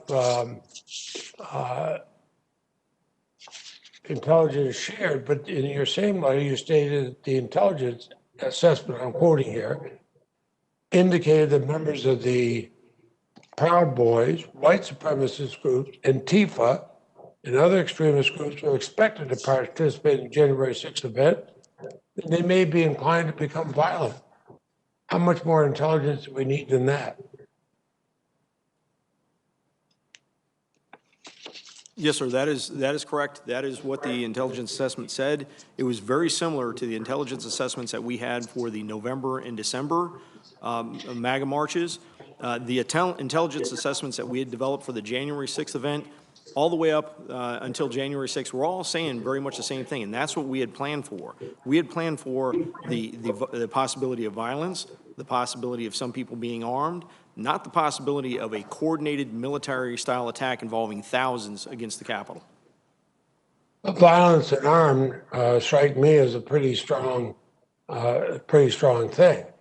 And I would suggest that everybody get together and look at the future, because if you have something that goes on for months, the president calling them, everybody else calling them, I worry that there was not more there. I think until we root out the hate and throw the rioters to the door that day, no fence or tank or barrier is going to provide the safety we need. We want safety, but also talk about Benjamin Franklin, who says, those who give up essential liberty to purchase a little temporary safety deserve neither liberty nor safety. But I know a vote is on, and before I close, I do want to commend Chief Conte for your swift response. You don't have an easy job charged with protecting a city as large as Washington, D.C., and balance the delicate balance with dozens of other law enforcement. But I think that I commend the two chairs and ranking members for holding this hearing. We'll hold more in appropriations, but we're going to look very closely at the request this year and say, what do we do if we have another one of these? I thank you, and I yield back my time. Thank you, Senator Leahy. Chair recognizes Senator Johnson. Thank you, Mr. Chairman. I want to start off by just thanking our law enforcement witnesses for your service. I know there's 2020 is hindsight. It's pretty easy to Monday morning quarterback, and I want to make sure that we guard against doing so. Certainly what I've seen from testimony, it seems like there's a fair amount of thought, a fair amount of due diligence that went into this. So again, I appreciate your service. I also want to say I find the videos, as you said, Chief Sund, sickening. The violence reprehensible, the racial slurs repugnant. And I want to make sure the perpetrators, the people that engage in the violence, are prosecuted to the full extent of the law. I've got a long list of questions, which this format really doesn't lend itself to asking. So what I will be doing is preparing a letter for the committee chair and hoping that they will ask those questions and investigate these issues that I'll be listing. But what I want to do is, in terms of asking some questions, I want to start out by reading excerpts from what I thought was a very interesting eyewitness account by J. Michael Waller. He is a senior analyst for strategy at the Center of Security Policy. His areas of concentration include political and psychological warfare and subversion. He's a former professor and instructor at the Institute of World Politics at the Naval Postgraduate School. He's a current lecturer at the John F. Kennedy School Special Warfare Center at Fort Bragg. He wrote this piece titled, "I Saw Provocateurs at the Capitol Riot on January 6th. And he basically arrived on scene about 11:30 from Union Station. And I'll just start reading. At about 11:30, I walked from near Union Station and noticed a small number of Capitol Police dressed in full riot gear with shin guards and shoulder guards. Then I walked up Pennsylvania Avenue toward an empty Freedom Park. He noticed that the speech had broken up, and so a crowd was walking down Constitution Avenue. He joined them at 13th Street. But he said the mood of the crowd was positive and festive. Of the thousands of people I passed or who passed me along Constitution Avenue, some were indignant and contemptuous of Congress, but not one appeared angry or incited to riot. Many of the marchers were families with small children. Many were elderly, overweight, or just plain tired or frail, traits not typically attributed to the riot-prone. Many wore pro-police shirts or carried pro-police black and blue flags. Although the crowd represented a broad cross-section of Americans, mostly working class by their appearance and manner of speech, some people stood out. A very few didn't share the jovial, friendly, earnest demeanor of the great majority. Some obviously didn't fit in, and he describes 4 different types of people: plainclothes militants, agents provocateurs, fake Trump protesters, and then disciplined, uniformed column of attackers. I think these are the people that probably planned this. He goes on, the D.C. Metropolitan Police were their usual professionally detached selves, standing on curbs or at street crossings and exchanging an occasional greeting from marchers. When we crossed 1st Street Northwest to enter the Capitol grounds where the Capitol Police had jurisdiction, I noticed no police at all. Several marchers expressed surprise. The openness seemed like a courtesy gesture from Congress, which controls security. That appearance of low threat level made no sense. Yet no Capitol Police appeared anywhere from what we could see. Now, again, I'm taking these excerpts in order, but there's a lot more to this piece. What looked like tens or even hundreds of thousands of people surged down the avenues as far as one can see, but almost everyone seemed talkative and happy. No police could be seen on the platform for now. No police could be seen anywhere. People kept surging in from Constitutional Avenue, and the plaza quickly filled up and overflowed onto the lawn. Everyone squeezed closer and closer together, with most in high spirits. Some trouble began up in the front, near the base of the inaugural platform itself, but we could not see what was happening. Then something happened at the front of the crowd. It seemed like a scuffle, but from 40 feet back, I couldn't see. People started chanting USA, USA, and other slogans. For a few seconds, I saw what looked like police in a tussle with some of the marchers up front, what appeared to be an organized group in civilian clothes. This organized group are the cell I would call the plainclothes militants. They fit right in with MAGA people. Suddenly, energy surged from the front of the crowd as the anti-riot police, above on the inaugural platform, visibly tensed up. One fired a tear gas canister, not at the plainclothes militants at the front line, but into the crowd itself. Then another. Flash grenades went off in the middle of the crowd. The tear gas changed the crowd's demeanor. There was an air of disbelief as people realized that the police whom they supported were firing on them. "What are you doing? We support you," someone yelled. All of a sudden, pro-police people felt the police were attacking them, and they didn't know why. More tear gas. A canister struck a girl in the face, drawing blood. The pro-police crowd went from disbelief and confusion to anger. I'll stop there. The last 5 pages is titled, "Provocateurs Turn Unsuspecting Marchers into an Invading Mob." So I'd really recommend everybody in the committee read this account, and I've asked that it be entered into the record. But Chief Sund, I want to ask you, is one of the House managers made a big deal that this was predictable, this was foreseeable, which I don't believe. Do you believe that what happened the breach of the Capitol, did you believe that's foreseeable and predictable?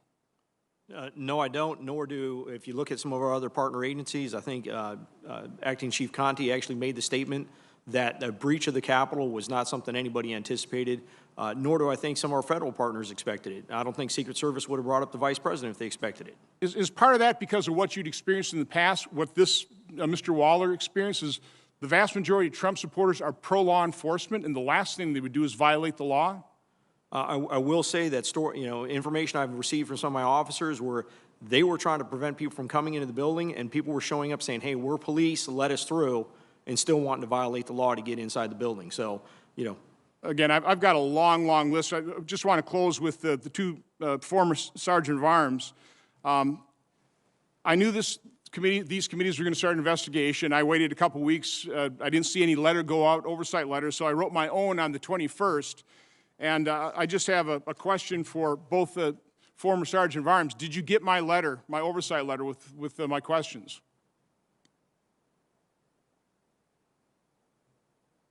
Irving, I did not receive your letter. I left town right after I resigned, but I certainly look forward to working with you and your staff to answer your questions. Okay, well, if you could give us an address, because we sent it to the Acting Sergeant of Arms. That Acting Sergeant of Arms won't even let us know whether they passed that letter along to you. Apparently they didn't. Mr. Stenger, did you receive my letter? I don't recall it, Senator, but it might have come, but I don't recall. Chief Son, one last question for you. Do you regret resigning? Yes, I do, sir. I certainly do regret resigning. I love this agency. I love the women and men of this agency, and I regret the day I left. Well, Mr. Irving, Mr. Stenger, I really wish you'd respond. You know, first of all, look for my letter, and I'd like an answer to that as quickly as possible. Thank you. Thank you, Senator Johnson. We're waiting for Senator Warner and any other member. I see Senator Rosen. Would you like to go ahead? Because you're the first member on. Senator Rosen. Perfect. Thank you very much, Senator Klobuchar, and thank you, everyone, for being here today and springing this hearing. It's much needed, and I think it's the first of many. But I'd like to start off by expressing that my thoughts are with the brave Capitol Police officers. They put their lives on the line to protect us on January 6th, and their heroic actions, like the ones of Eugene Goodman, they redirected those violent rioters away from us. They're going to forever be embedded in our minds. And we know that so many of these courageous men and women, they're really hurting in the aftermath of the insurrection. And I've been particularly heartbroken to hear about the death of Capitol Police Officer Howard Lehmanngood. He was protecting the Senate since 2005. He was stationed by the door of my Russell office. My prayers are with him, his family, and his loved ones. But, you know, when the insurrectionists, when they came to storm our Capitol on January 6th, they came armed not only with weapons, but also with hate. Mere weeks before International Holocaust Remembrance Day, the world watched in horror as a rioter inside the Capitol proudly wore a Camp Auschwitz shirt as he and others violently pushed forward on the House and the Senate floors. All the while, the rioters, they're waving Confederate flags, they're hanging nooses on the front lawn, they're verbally assaulting a Jewish reporter outside the Capitol, saying, "You are cattle" today. That refers to cattle cars that were used to transport Jews to Nazi death camps during the Holocaust. This violent attack on the Capitol featured followers from the anti-Semitic QAnon conspiracy theory. So, Mr. Conte, on January 4th, Metro Police Department arrested Enrique Chirrillo, leader of the racist anti-Semitic Proud Boys hate group. FBI claims the next day it shared with MPD concrete intelligence about extremist plans for violence on January 6th, including specific threats on members of Congress, maps of the tunnels under the Capitol complex. If MPD was tracking extremist, potentially violent white supremacist activity, then what exactly did you know on January 5th, and why didn't you alert anyone? Thank you for that question. What the FBI sent them on January 5th was in the form of an email. I would certainly think that something as violent as an insurrection in the Capitol would warrant a phone call or something. But as Chief Sun mentioned earlier, the information that was sent was it was uncorroborated information. It was raw information that we had, that we received through the same lines through the JTTF. That information was not fully vetted and had not been sent through the chains of the Metropolitan Police Department. What the Metropolitan Police Department was prepared for was the larger violence and demonstrations that we expected to see in our city. That's fine. I have to ask Mr. Sun the same question now. What did you know as of Tuesday night, January 5th? Because I have a follow-up for both of you on this one. So quickly, Mr. Sun, what did you know on January 5th? And were you alarmed or not alarmed? What did you expect? So yeah, I was, I was concerned. We had the intelligence that was coming out, the intelligence that we'd be planning for. Again, keep in mind, the intelligence assessments that we had developed at the end of December, the beginning of, and the one for January 3rd were very, very similar.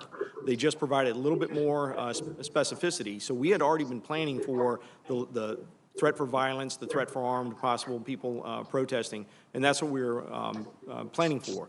Now, if you're referring to the Norfolk letter again, I just became aware that the department was aware of that 24 hours ago. So on the 6th or the 5th or the 4th, I was not aware that memo existed. So you're saying that there's a breakdown between you and the FBI, because we have rallies, protests, and things happen in Washington all the time. How many do you, could both of you just maybe give a guess, how many do you think are usually with armed insurrectionists or come heavily armed out of the hundreds, perhaps thousands of rallies that we see in Washington through the year? We know the last three incidents, the first two MAGA rallies, men and women of the Metropolitan Police Department recovered firearms from several people who were attending the demonstrations at the first MAGA rally as well as the second one. Aside from that, those have been really the only demonstrations where we've seen individuals coming armed. Well, do you think this was an intelligence breakdown or a resource issue? I think that the intelligence did not make it where it needed to be. You think the FBI did not raise this to the level they needed to with the Metropolitan Police Department, in your mind? We received it in the form of an email that came as an alert bulletin at 7:00 p.m. the day before. Al Posture is the Metropolitan Police Department. Again, I think it's reflected in our deployment in terms of not just the National Guard that was deployed, but as well as other officers from surrounding jurisdictions. That reflected the seriousness that we took with respect to the threats that we were expecting to see in the city. Mr. Sund, can you tell me, do you think this was a resource issue or intelligence breakdown or something else? If you be brief, because this is very important. Yes, ma'am. I'll be very brief. It was part of my introduction. I think it was more than just the Norfolk letter. I think we need to look at the whole entire intelligence community and the view they have on some of the domestic extremists and the effect that they have. I look at this as an intelligence problem that impacted this event. Yes. So what information would you have had to have heard to have raised up the flag to get more resources for the Capitol Police? Because thank goodness, I mean, we saw loss of life, and thank goodness there wasn't more, but one is too many. So what is your threshold then? What should be the threshold to protect the Capitol and protect your officers? Mm-hmm. I did in advance reach out to the Washington, D.C. police to coordinate resources, and I did also go to the both the House and Senate Sergeant Arms to request the National Guard. And okay. Mr. Conte, I think I have 5 seconds and we can take this off the record, but I believe that there's there's some plans by QAnon for something to happen at the Capitol on March 4th. I want to hear what steps we're taking to protect the Capitol on March 4th from any more violent extremists. Thank you. Okay, we'll have you talk to him about that later. Senator Warner has arrived via video, and I also want to mention Senator Peters will work with our witnesses for restroom breaks and the like, and let us know so that we don't want to take a long break, but I can imagine you need a break at some point here. So, Senator Warner. Thank you, Madam Chairman, and thank you to the witnesses. for appearing today. Um, we've talked a little bit about the deployment or lack of deployment of the National Guard.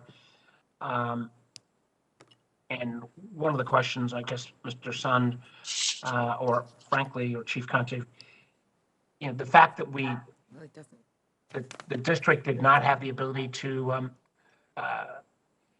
bring the Guard to the table because of, frankly, the fact that they're not a state and Mayor Bowser is not treated, I think, in a totally fair fashion in this. This may be outside your lane, but her inability to bring the Guard to the table, and actually any of you on the panel can answer this, that to me is a reflection of the disempowerment of the district. On a going forward basis, at least in terms of being able to deploy the Guard, shouldn't the mayor of the District of Columbia have the ability to do that without all the additional hurdles they have to go through in terms of federal checklist? Yes, I absolutely agree with that. Does anybody else want to answer on that question as well? Yes, sir. I'm happy to add in. I think we have an established process for the Capitol Police to make the request through the Capitol Police Board that is also equally as effective. Well, again, I feel like the long-term discrimination against the district, we've seen it in some of the COVID legislation where they did not receive the same kind of level of support that other states did. We saw it play out real time in terms of on January 6th, the hurdles from the previous administration. I actually have concerns whether the deployment of the Guard was affirmatively slowed down. I hope that we in the Congress will, as a supporter of DC statehood, I'd like to see that move forward, but even short of that, trying to ensure that the mayor has appropriate powers going forward. I know there were some questions already raised about the FBI and whether the intel that came out of the Norfolk FBI office was ever fully relayed to all of you individuals. But can you talk more generally about the FBI's responsiveness, sharing of intelligence? I had a number of conversations. I called Director Wray on Monday, the 4th, trying to express concerns that there might be this kind of activity. I never expected this level of violence. I had a number of conversations with senior FBI leadership on the 5th through the 6th. I candidly I don't think even the full FBI could have been fully informed of all of what was going to come to pass, but I felt like the FBI felt that they were in better shape in terms of intel and preparation than what came to be the case. And I'd like each of you to comment on how well you felt that the FBI did in terms of sharing intelligence and then coordinating when the actual activities of the 6th played out. So I'll go ahead and, did you want me to address that first? Yeah, I mean, okay. I can't see where y'all are, so yeah, no, every one of you can take a crack at that. I'll go ahead and start first. I think the relationship we have with the FBI is outstanding. I think in my time with the Metropolitan and my time here, we've seen nothing but the relationship get better. The construct that we have that's very similar to some of the other major cities is having the Joint Terrorism Task Force, being involved with that. The information we're getting in is good. I think the process and having, like I said earlier, the wider lens of what information is being collected, maybe looking at the agencies that are consumers of their information and what their intelligence collection requirements are is something that we need to look at. But I think, getting that information in and then having it processed and pushed forward in an effective manner is something we need to look at. I would say on the 6th, when this started happening, immediately the FBI, as being a partner of ours, established a process where with Capitol Police and FBI Police, we can begin to analyze video footage, analyze other evidence, to begin going out and making arrests of the individuals that had created the insurrection of the Capitol.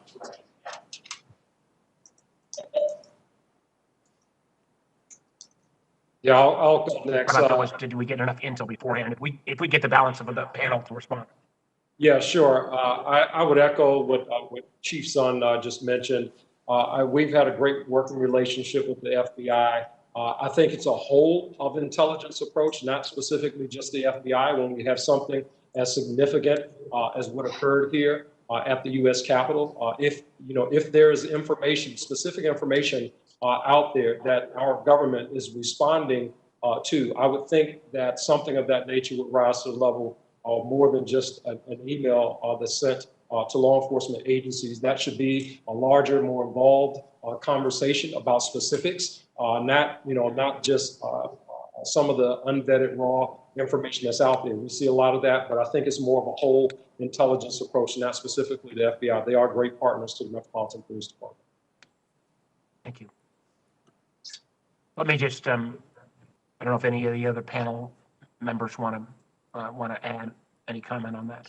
Let me just say that this is, my concern is that in Virginia, we've seen these kind of anti-government extremists take to the streets of Charlottesville in 2017, resulting in the death of Heather Heyer. We see the same kind of groups come to the forefront on January 6th. I think this is an ongoing threat to national security. I fear at times that while the FBI and others have pointed this out, that it didn't get the level of serious review that it should have. With the prior administration, I felt at times that they did not want to take the information that was coming out of the FBI. I hope on a going forward basis, we're going to be able to be more coordinated in terms of taking on anti-government extremism, whether it comes from the left or the right. This is a real ongoing threat. I can tell you from our Intelligence Committee that we've seen that many of these groups have connections and ties to anti-government extremist groups in Europe, where they've taken a great precedent. I know my time's expired, Madam Chairman, but this is something we need more work on. Thank you for holding this hearing. Thank you very much, Senator Warner. We look to working with you and the Intelligence Committee on this. Next will be Senator Langford, and after that, Senator Carper.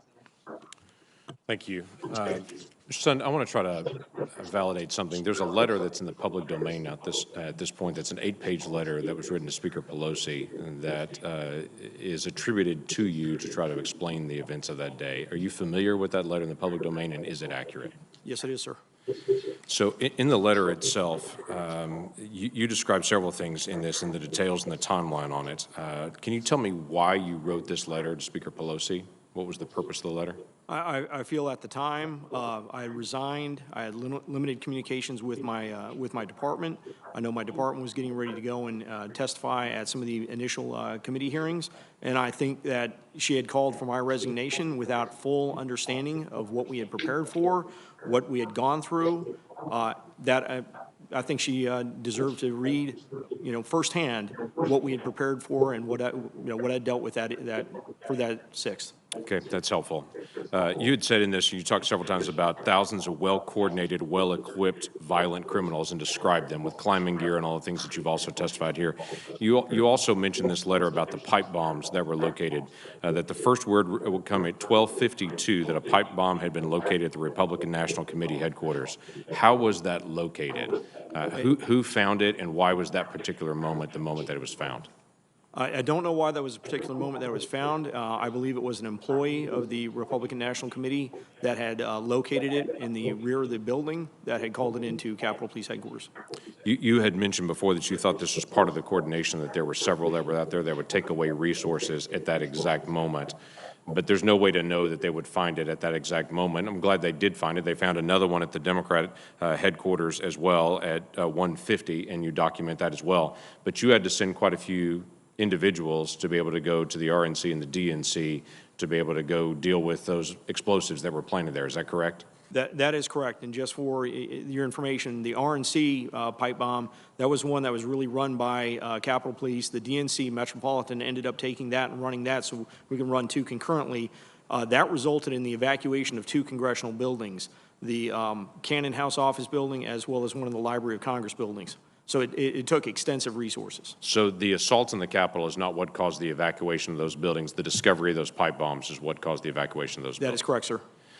There's been quite a bit of conversation today and quite a few members here that have talked about the National Guard and the length of time that it took to be able to go through the bureaucratic process to be able to get them deployed.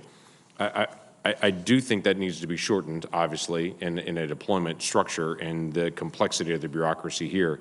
But it seems to be a misunderstanding on this dais of some individuals describing the National Guard as if they're the riot police that can automatically be called out. They're not. Were you expecting them to be like a rapid response SWAT team at this point? What's a typical response from the National Guard to be able to call them out when they are not currently positioned? I believe the typical response, once they're approved, is approximately 2 hours. Okay, but then the approval process is obviously multiple hours to do that or multiple days to do that. You had started that process several days before in making some requests. So that is correct. As far as the process, you know, my initial request was over to Mr. Irving. It was actually an in-person request on the 4th. And it wasn't until the evening of the 4th that I talked to General Walker that he informed me that if needed, because Mr. Stenger wanted me to ask him if they could lean forward, they could get 125, right, if needed, in a fairly quick fashion, once approved. So that's what led into January 6th when we made the initial request at 109. But that 125 individuals from the National Guard that were prepared to be able to move faster because they were in streets and different places doing traffic duty at that point, you had already been informed that the city of Washington, D.C. and the mayor's office had made a request to DOD, and DOD had approved it, that none of them would be armed, none of them would have heavy gear on, there would be no military vehicles that would be available to them. They had to use unmarked vans and other government vans, and there would be no helicopters that would be used. Those were prohibited that day for those 125 individuals that were already on the street. Is that correct? So just for a correction, at the time, no, I did not know that was the restrictions being placed on them. And two, when I talked to General Walker the evening of the 4th, which was Monday evening, the 125 he was going to give us were 125 that were doing COVID relief for the District of Columbia, not assigned to the traffic post. Okay, so the individuals that were assigned to traffic duty had no weapons, had no military vehicles to move, had no overhead visual on anything. That had all been requested no from the city of Washington, D.C. And then for the other individuals that could be assigned to you as a rapid force, those are folks that were currently doing COVID duty. So you had no SWAT team. This description is very interesting to me around this dais, that people think that suddenly the National Guard just bursts in and is ready to go on that. That's not what the National Guard is prepositioned to do. That is correct. Anytime we've requested the National Guard, they've been in an unarmed fashion. I was looking for them to help support the perimeter that we had established. Okay, there's been some concern that I've talked to some of the officers here, and there's obviously been some conversation around this dais as well about the rules of engagement and about training and authorization. There wasn't training for what to do if a mass group actually comes through the door and tries to burst through, whether it's an insurrection type event, whether it's just a mob that's gone crazy and whatever it may be, or a protest that gets out of hand to be able to burst through the door. There was no clarity for the officers inside the building on their rules of engagements once they actually came to the building. They literally, my impression is, had to make it up on their own, and they determined their stand was going to be where the members and the staff were located. That was going to be their stand to start using lethal force. So I have a couple questions for that. At this point now, and I understand hindsight's 2020, is there a need for much greater, less than lethal force capability on officers at the time, or available to officers at the time, that they have less than lethal capabilities and clearer rules of engagement of what to do if you have a group of individuals come into the building unauthorized? So just for a little clarification, we do train for people trying to get into the building. We don't train for, when I said, an insurrection of thousands of people. Right. And our officers do have less lethal capability that they carry with them. With hindsight being what it is from January 6th, absolutely, I think there needs to be additional training, additional equipment to consider this type of attack in the future. Well, the challenge is we all watched this summer. In fact, this committee at Homeland Security had a hearing on the assaults on a federal courthouse in Portland and went through, and all of us saw for a month individuals just attack that courthouse day after day after day, and we saw the techniques that were used. Some of those same techniques were used by individuals that came in here. I'm not saying it was the same individuals, but some of those same techniques of trying to be able to work to the fence, to be able to find it, to be able to find a way to be able to attack officers. So the challenge is that we saw that this was rising, I guess, that people were watching on TV people attacking a federal institution all summer long. And it is a follow-up that we're going to have to do in the days ahead of how to be able to get less than lethal capability and to find ways to be able to stop any kind of assault of a number of individuals to be able to come on the Capitol. So I appreciate your service. I appreciate very much the officers that continue to be able to serve, because they've not had a gap. They've not had a break since that time period. And I know you still interact with them, at least I hope you do. And I would encourage you to pass on from us our gratitude. And we're all looking at this as a hindsight 2020, saying, why couldn't you read the tea leaves at this particular scrap of intelligence that came in the night before? None of us saw it at this level. And so we're grateful for the service they continue to do, and let's find the lessons we can learn. Thank you very much, sir. I know they appreciate your support as well as the support of Congress. They're a hell of a police agency. Okay, thank you, Senator Langford. Next, thank you for your patience, Senator Carper. Yeah, my pleasure. Thank you, Madam Chair. Chief Conte, as a former governor of the first state of Delaware, for 8 years I recall numerous instances in which I called on the Delaware National Guard in emergencies. They could have been the floods, blizzards, ice storms, drought, you name it, a lot more. I know the importance of the valiant work that our citizen soldiers have done for decades in the first state and other states around the country. As we have learned, in contrast to literally every other state's National Guard in the country, the DC National Guard operates differently. And I'm convinced if someone had been able to activate the DC National Guard and have 1,000 or 2,000 guardsmen and women deployed at the Capitol in a timely way on the 6th of January, this destruction, this death and destruction would not have occurred. The leader of unlike all the states of the 50 states that we have, the leader of the District of Columbia is not empowered to activate the DC National Guard during an emergency. That's one of the reasons why I've worked for years with Congresswoman Eleanor Holmes Norton in support of legislation to admit Washington, D.C. as our 51st state and to provide equal rights to the Americans who make this community of over 700,000 people their home. Here's a question, Chief Conte, in your testimony, you highlight that a request for DC National Guard assistance at the U.S. Capitol on January 6th would have had to have been made by the U.S. Capitol Police with the consent of the U.S. Department of Defense. Can you just take a minute to explain that process and why Mayor Bowser is not able to request DC National Guard assistance when federal installations and property as well as human lives are threatened in the district that she leads? Please go ahead. Yes, thank you for the question. Yeah, so the mayor does not have full authority over the National Guard to include their activation or deployment. When the mayor, we make a request as the District of Columbia, we make a request, we send that to the federal government. Ultimately, the Secretary of the Army receives that request. There's a whole approval process that request has to go through in order for National Guard resources to be deployed to the District of Columbia. Unlike governors in other states who are able to activate their National Guard without going through those approval processes and receiving approval from the highest level of the federal government. That just does not have to take place in other states. So a real hindrance to us in terms of response and the ability to call them up. Thanks. Thanks for that response. Could you just take a minute to share with us your thoughts on whether having the DC National Guard under the command of a mayor or even a governor of a neighboring state might help the DC Metropolitan Police in coordinating with federal authorities to better protect the city and its citizens, and along with federal installations during an assault like the one we experienced on January the 6th? Yes, I think we certainly should.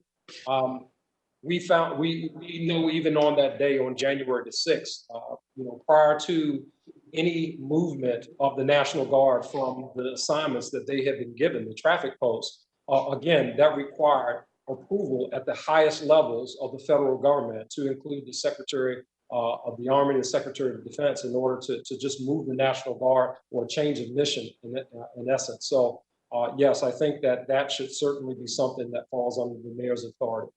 All right, thanks so much. A question, if I could, for Mr. Sun. Mr. Sun, in your testimony, you state that the events of January 6th were not the result of poor planning on behalf of the U.S. Capitol Police, but rather a lack of actionable intelligence that would have allowed the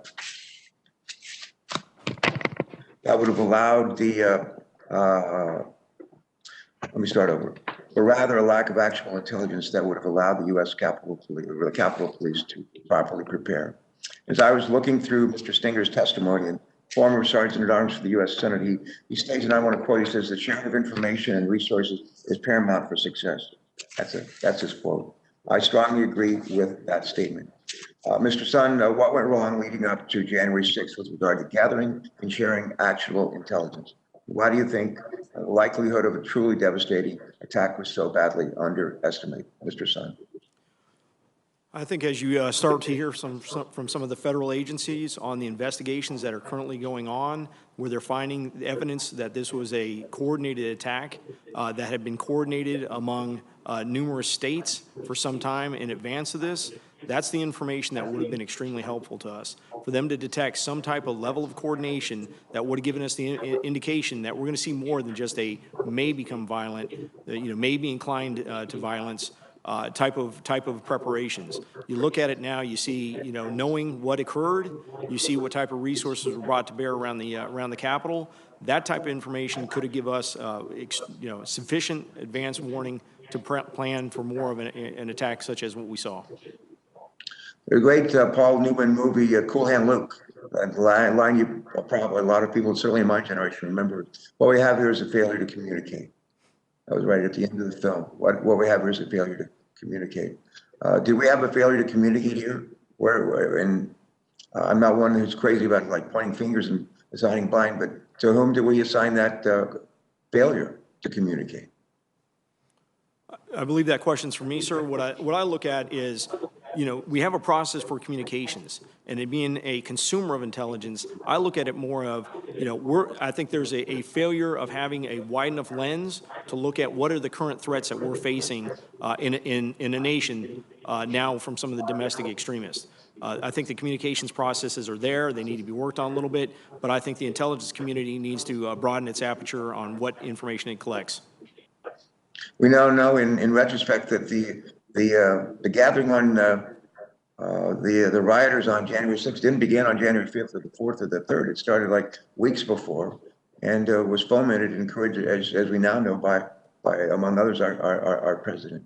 And somehow that all of that work and all the intelligence that was gathered by the FBI and other Homeland Security never found its way to the people who right here in DC could have used it the most to have avoided the tragedy of January the 6th. Thank you. Our thanks to particularly the officers of the U.S. Capitol Police and others who joined in trying to protect us in this Capitol on that sad day. I know we have several members ready to go, and we want you to go as quickly as possible, but there's been a request from our witnesses who have been here a long time.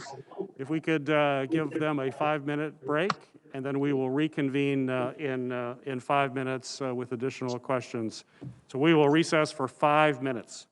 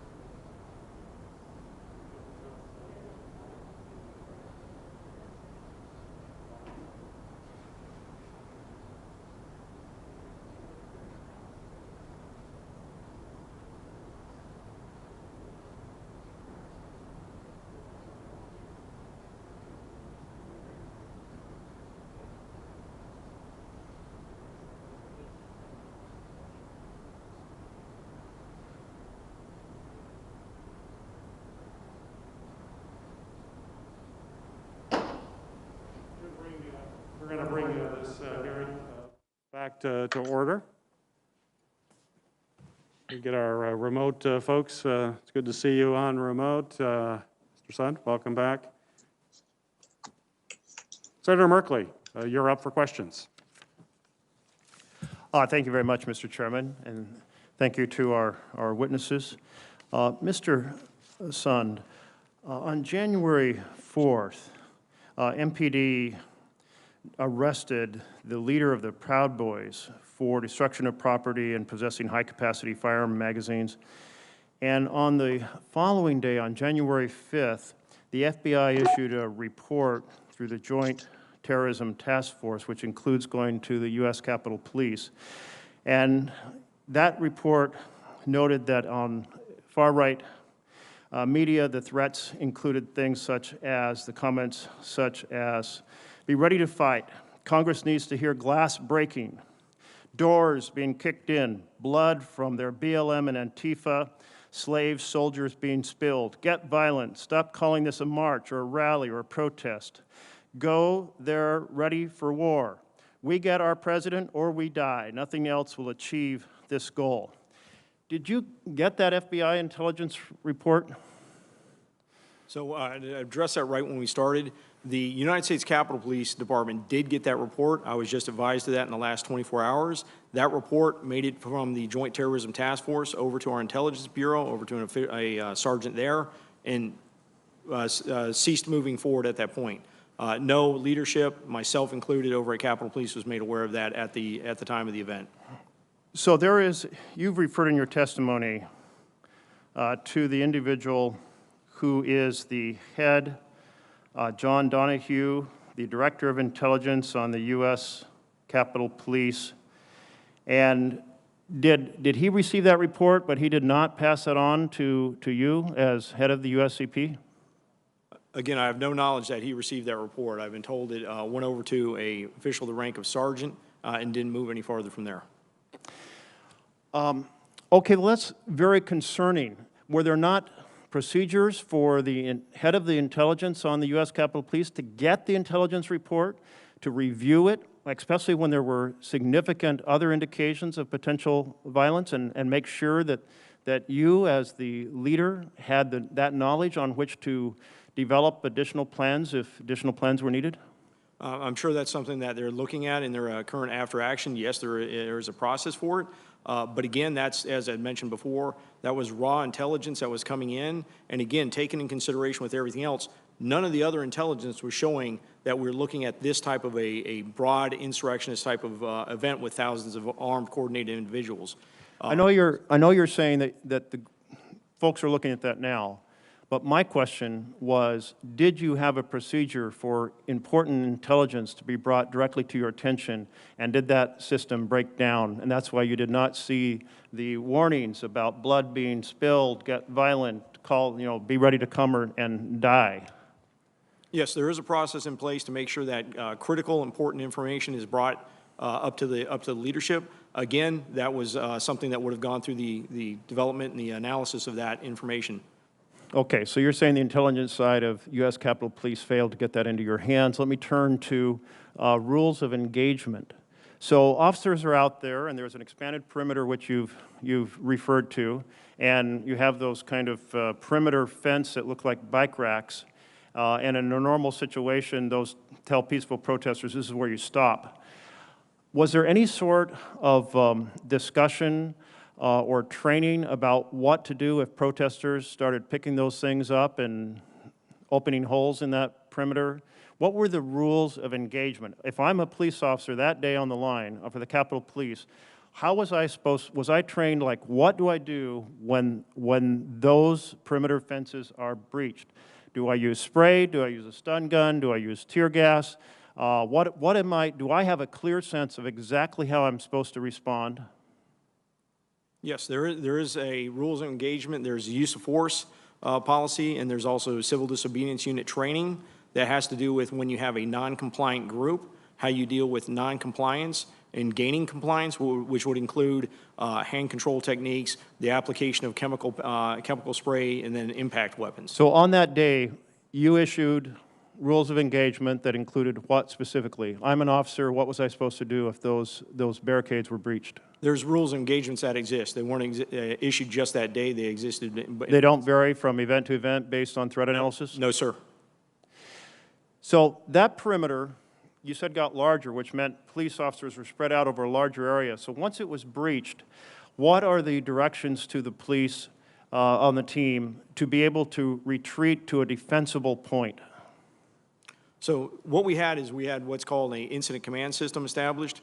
You have an incident command for both the exterior, the resources on the exterior of the building that would provide those officers, those CDU units, with specific directions on where to go, what's the next step, if you're going to retreat up to the Upper West Terrace, which is what they were told to do, as well as an incident command system inside the building handling the joint session and activities going on inside. So I'm out on the plaza, and the crowd swarms past me. I have an assigned place to go to retreat to that is defensible? The incident commander would be providing direction to people in the field on where to retreat to make the next stand. So no advance information. And how do you avoid the situation of those who are guarding a door, closing and locking the door, and leaving police officers stranded outside of that locked perimeter? So your question, how do you prevent that? Is that what you're saying? How do you prevent that? If you've got folks who are guarding a door and protesters are trying to get through it, so they're trying to lock that and prevent it, and there isn't a pre-plan for how to deal with officers who are stranded outside of those doors, how's that handled? Do you have drills on that? Do you have set instructions on that? Again, that's something I would look for the on-site official, the on-site incident commander, to provide those officers with directions where to relocate to. Okay, let me put it this way. Have you ever held a drill to respond to this situation where a crowd pushes past the exterior barricades? Not this level of situation, no, sir. To what level have you had such drills? We've done various exercises with people, activities on the grounds during civil disobedience training, how to handle riotous groups. Okay, thank you. I'm going to turn just seconds left to our former Sergeant of Arms for the Senate, Mr. Stenger. At the time that we were in the Senate chamber and the protesters, the rioters, reached the perimeter of the Senate, there was a very quick rush to try to lock the doors, and there were people searching for how do you lock these, and there's many entrances on the balcony. Have there ever been any sort of a drill with the Sergeant of Arms team or in partnership with the Capitol Police on how to secure the doors to the chamber as a last point of defense? Yes, sir. At least once a year, they hold a chamber action drill where they would work together with the Capitol Police, with the doorkeepers to do a lockdown. So they know how to, when they should lock down and when they should. So that is done as an actual drill where people have to run, get the keys, lock the doors, they know what doors they're supposed to guard, are they supposed to guard them from the inside or from the outside and so forth? Yes, sir. And when was the last such drill of that nature conducted? I'd have to go back and check, but they try and do it once a year. Okay, I think I'm out of time, and I thank you very much to the chairman. Thank you, Senator. Senator Scott, you're recognized. Thank you, Chairman. First off, I want to thank everybody for your hard work. We have National Guard up here. We've had them, I guess, since around the 6th. Can you all tell us how you made the decision to bring the National Guard here, each of you, to the extent you're involved or if you're not involved, how the decision was made? That's the National Guard presence we have here now, so not as a result of the riot, but the National Guard has put up the fencing and all that. Okay, so that began to be developed the evening of the 6th. When we made the request, we got the National Guard in. We started looking to the future, what was going to be next.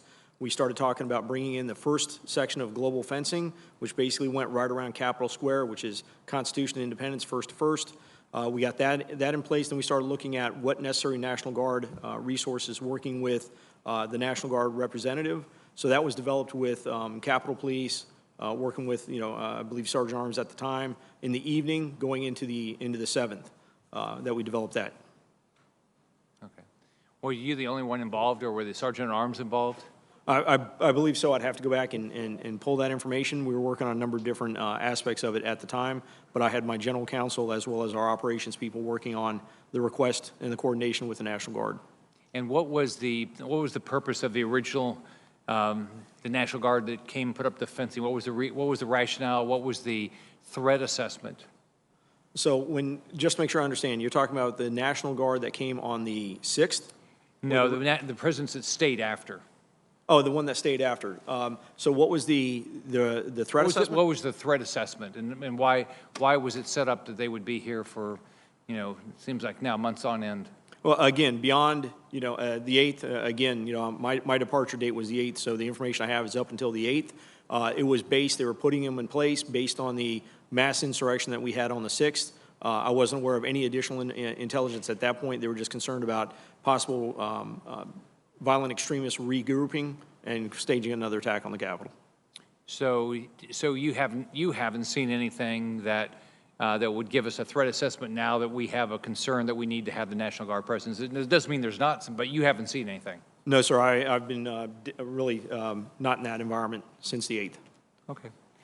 Anybody else that's any of the others that are here to testify? Do you have any threat assessment you've seen that there's a reason that we have the National Guard here today?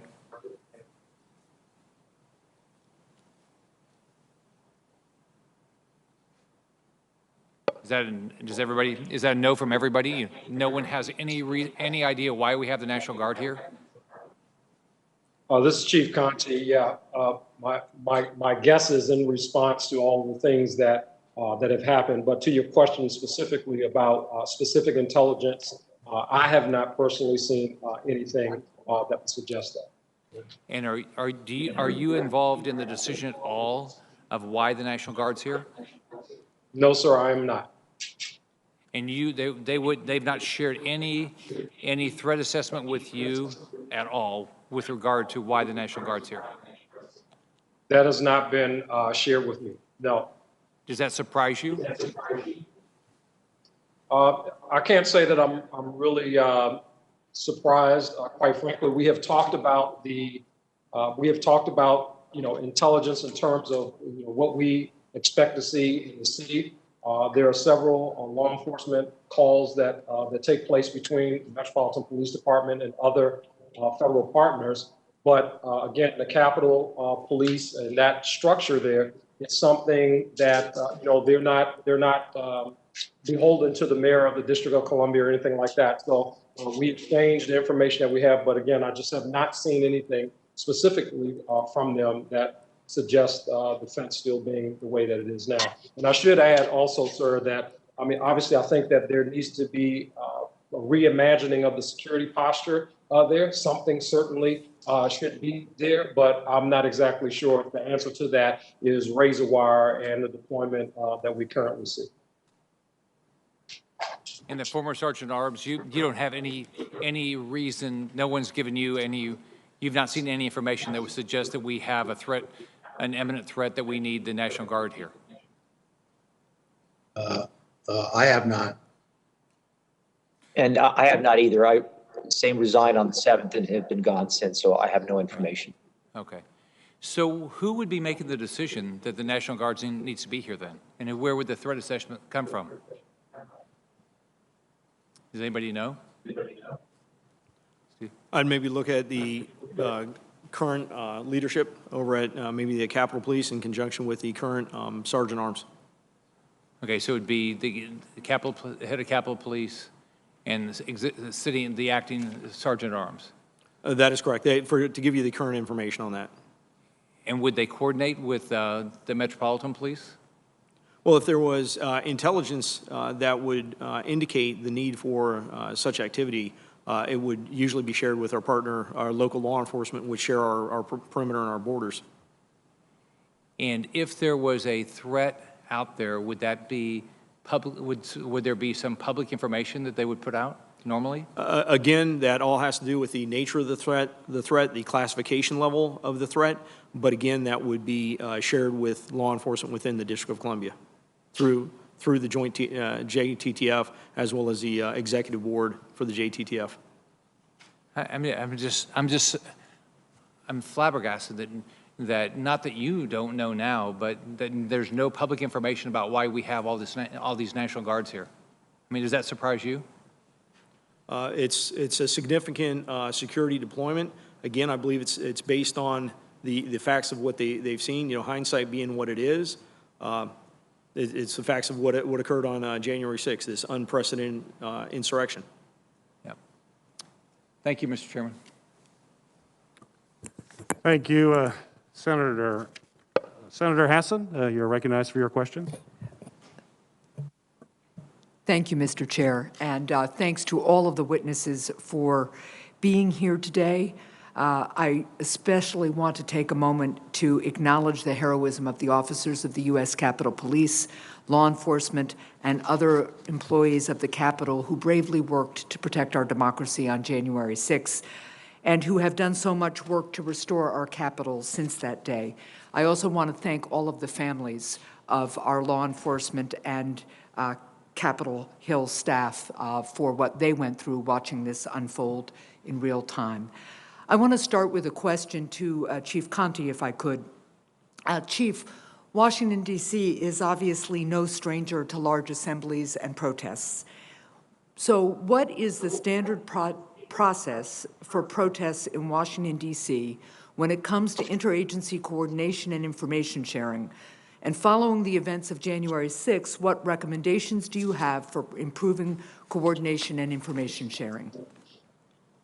Thank you for that question. There are several discussions, meetings that take place between the municipal police department as well as our federal partners. We oftentimes have coordination calls with the National Park Service simply because in a lot of the federal lands, they authorize the permits for the federal land. So there's coordination that has to happen there between the Metropolitan Police Department, U.S. Park Police, U.S. Capitol Police, U.S. Secret Service. With respect to the intelligence, again, you know, our partners from the FBI, they're often part of those discussions.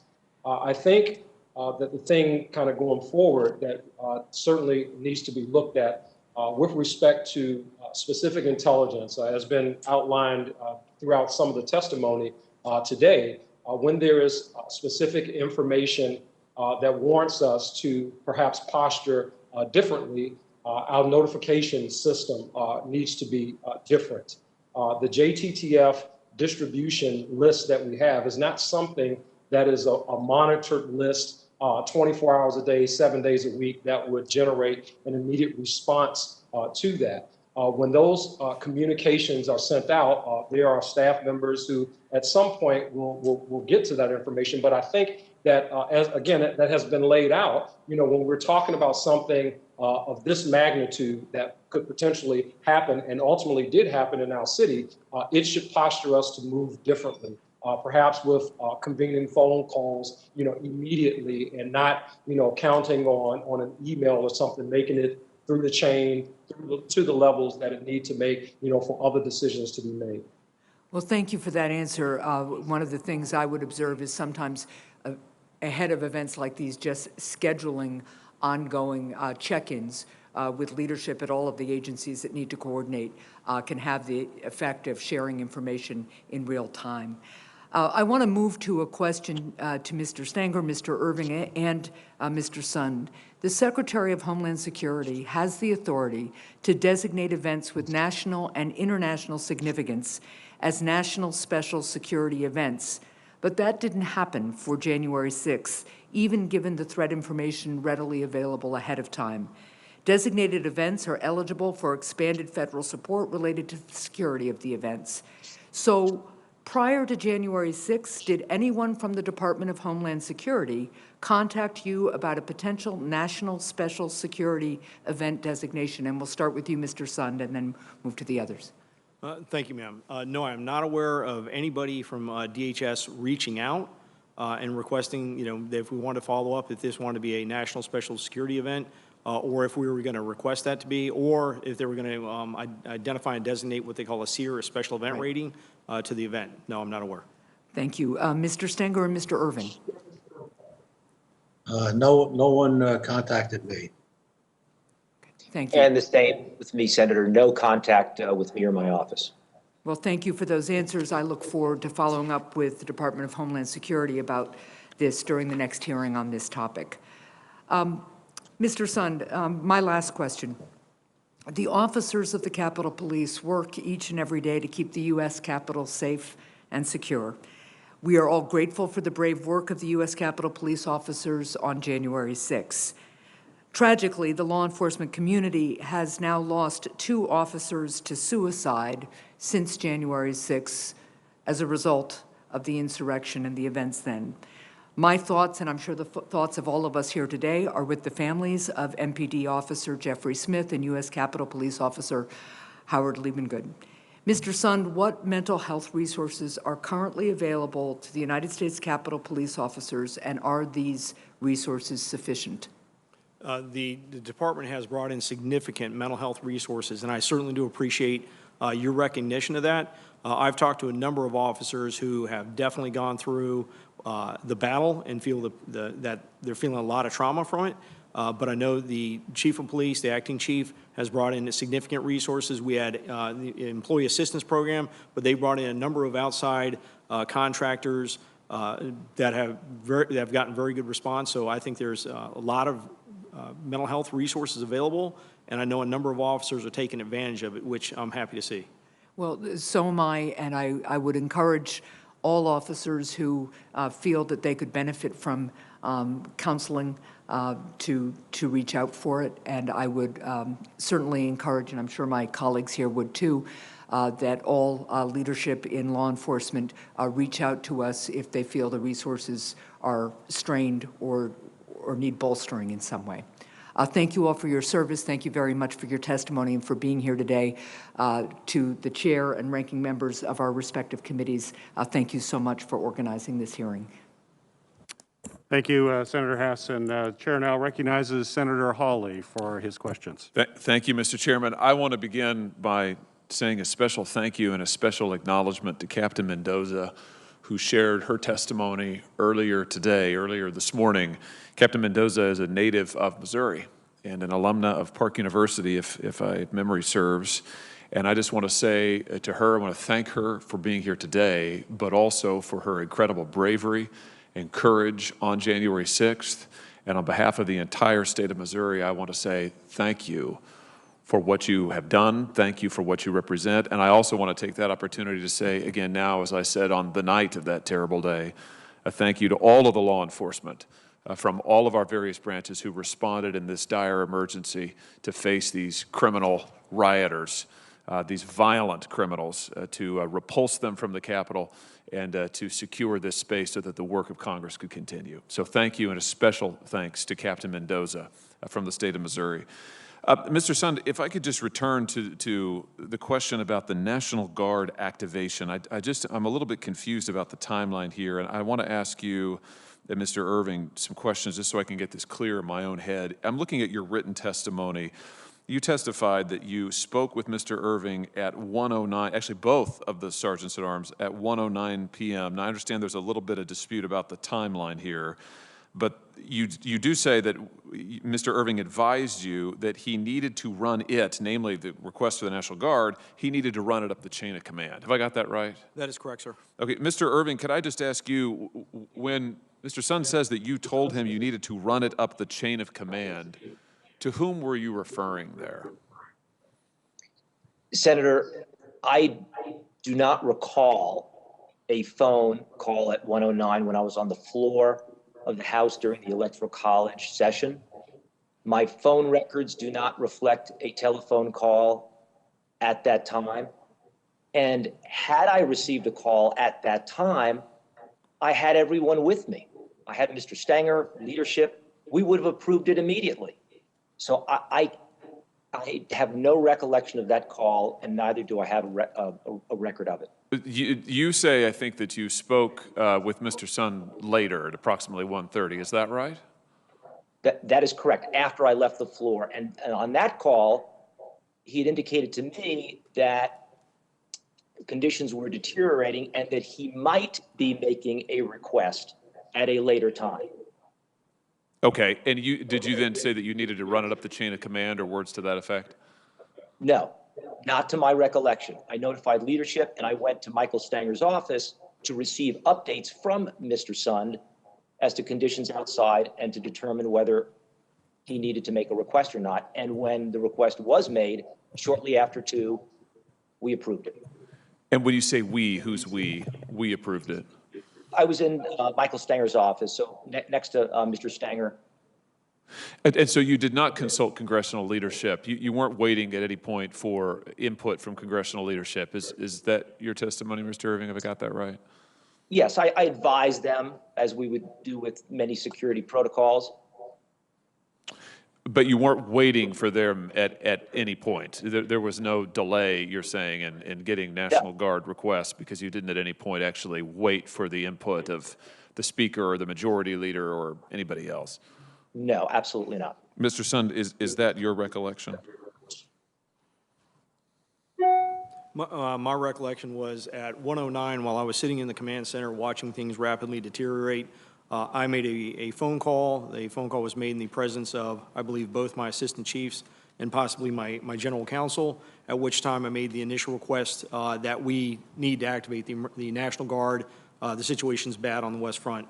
I followed up at 1:22 to check on the status of the request. Okay. One of the things I'm trying to get clear on here is who would constitute the chain of command. Now, it sounds like Mr. Irving is saying that he actually never made that statement and he didn't consult anybody else. I mean, my understanding is from the statute, 2 U.S.C. Chapter 29, Section 1970, that in an emergency situation, I would think that this would qualify, that the Capitol Police Board does not have to consult with members of the Senate or House leadership in order to make a request for deployment of the National Guard or a request of other executive departments and executive agencies. So it would seem strange to me that there was any talk about a chain of command that would involve anybody other than the Capitol Police Board, given the statute. But there seems to be some confusion about the basic facts and who asked for what when. Let me just ask you this, Mr. Sund. On Monday, January the 4th, you've testified that you approached the House and Senate Sergeant-at-Arms to request the assistance of the National Guard, and Mr. Irving stated that he was concerned about the optics of having the Guard deployed. Is that right? Am I remembering that correctly? That is correct, sir. On the 4th, it actually wasn't a phone call. It was an in-person visit over to his office where I went in and requested the National Guard. And Mr. Irving, could you just clarify when you use the term optics, and maybe your recollection is you didn't, so maybe you could speak to that. Did you talk about being concerned about the optics of the National Guard? And then could you just elaborate on what you meant by that? Again, this is Monday, January the 4th now. Yeah, on Monday, January the 4th, Senator, safety was always the deciding factor in making security plans. And the issue on the table was whether the intelligence warranted troops at the Capitol. And the conversation with Mr. Sund was not, I did not take it as a request. He was merely informing me that he had received an offer from the National Guard. And then when we included Mr. Stenger, the three of us discussed the specific issue as to whether the intelligence warranted the troops, and the answer was no. It was a collective answer, no. And then Mr. Stenger put forth his recommendation to have them on standby, and my recollection was Mr. Sund was very satisfied with that. In fact, he briefed the following day that he was satisfied, and I heard no concern any time thereafter. Were you concerned, this use of the word optics, the appearance, what it would look like to have the Guard, this is what Mr. Sund has testified was a concern on January 4th, that there was a reluctance to request assistance because of the appearance. Was there something that you were, what's the appearance that you were concerned about, Mr. Irving, if indeed you were? Were you concerned that having the Guard present would look like it was too militarized? Were you concerned about the criticism of the Guard being deployed in Washington during rioting earlier this summer, the summer of 2020? Would just give us some insight into your thinking there as you recall it. Senator, I was not concerned about appearance whatsoever. It was all about safety and security. any reference would have been related to appropriate use of force, display of force, and ultimately the question on the table when we look to any security asset is, does the intelligence warrant it? Is the security plan matched with the intelligence? And again, the collective answer was yes. Mr. Chairman, could I just ask one final question? Yes. Thank you. Madam Chair, thank you. Speaker Pelosi has asked retired Lieutenant General Russell Honore to lead an immediate review of Capitol security in light of the attack.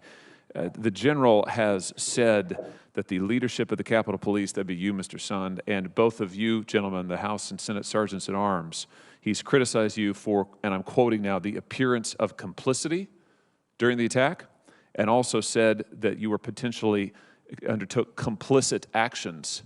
Those are his words during the attack. Mr. Sund, were you complicit in this attack on January 6th? Absolutely not, sir. I've heard those comments as well, and I think it's disrespectful to myself and to the members of the Capitol Police Department. Mr. Stenger, were you complicit in the attacks on January 6th?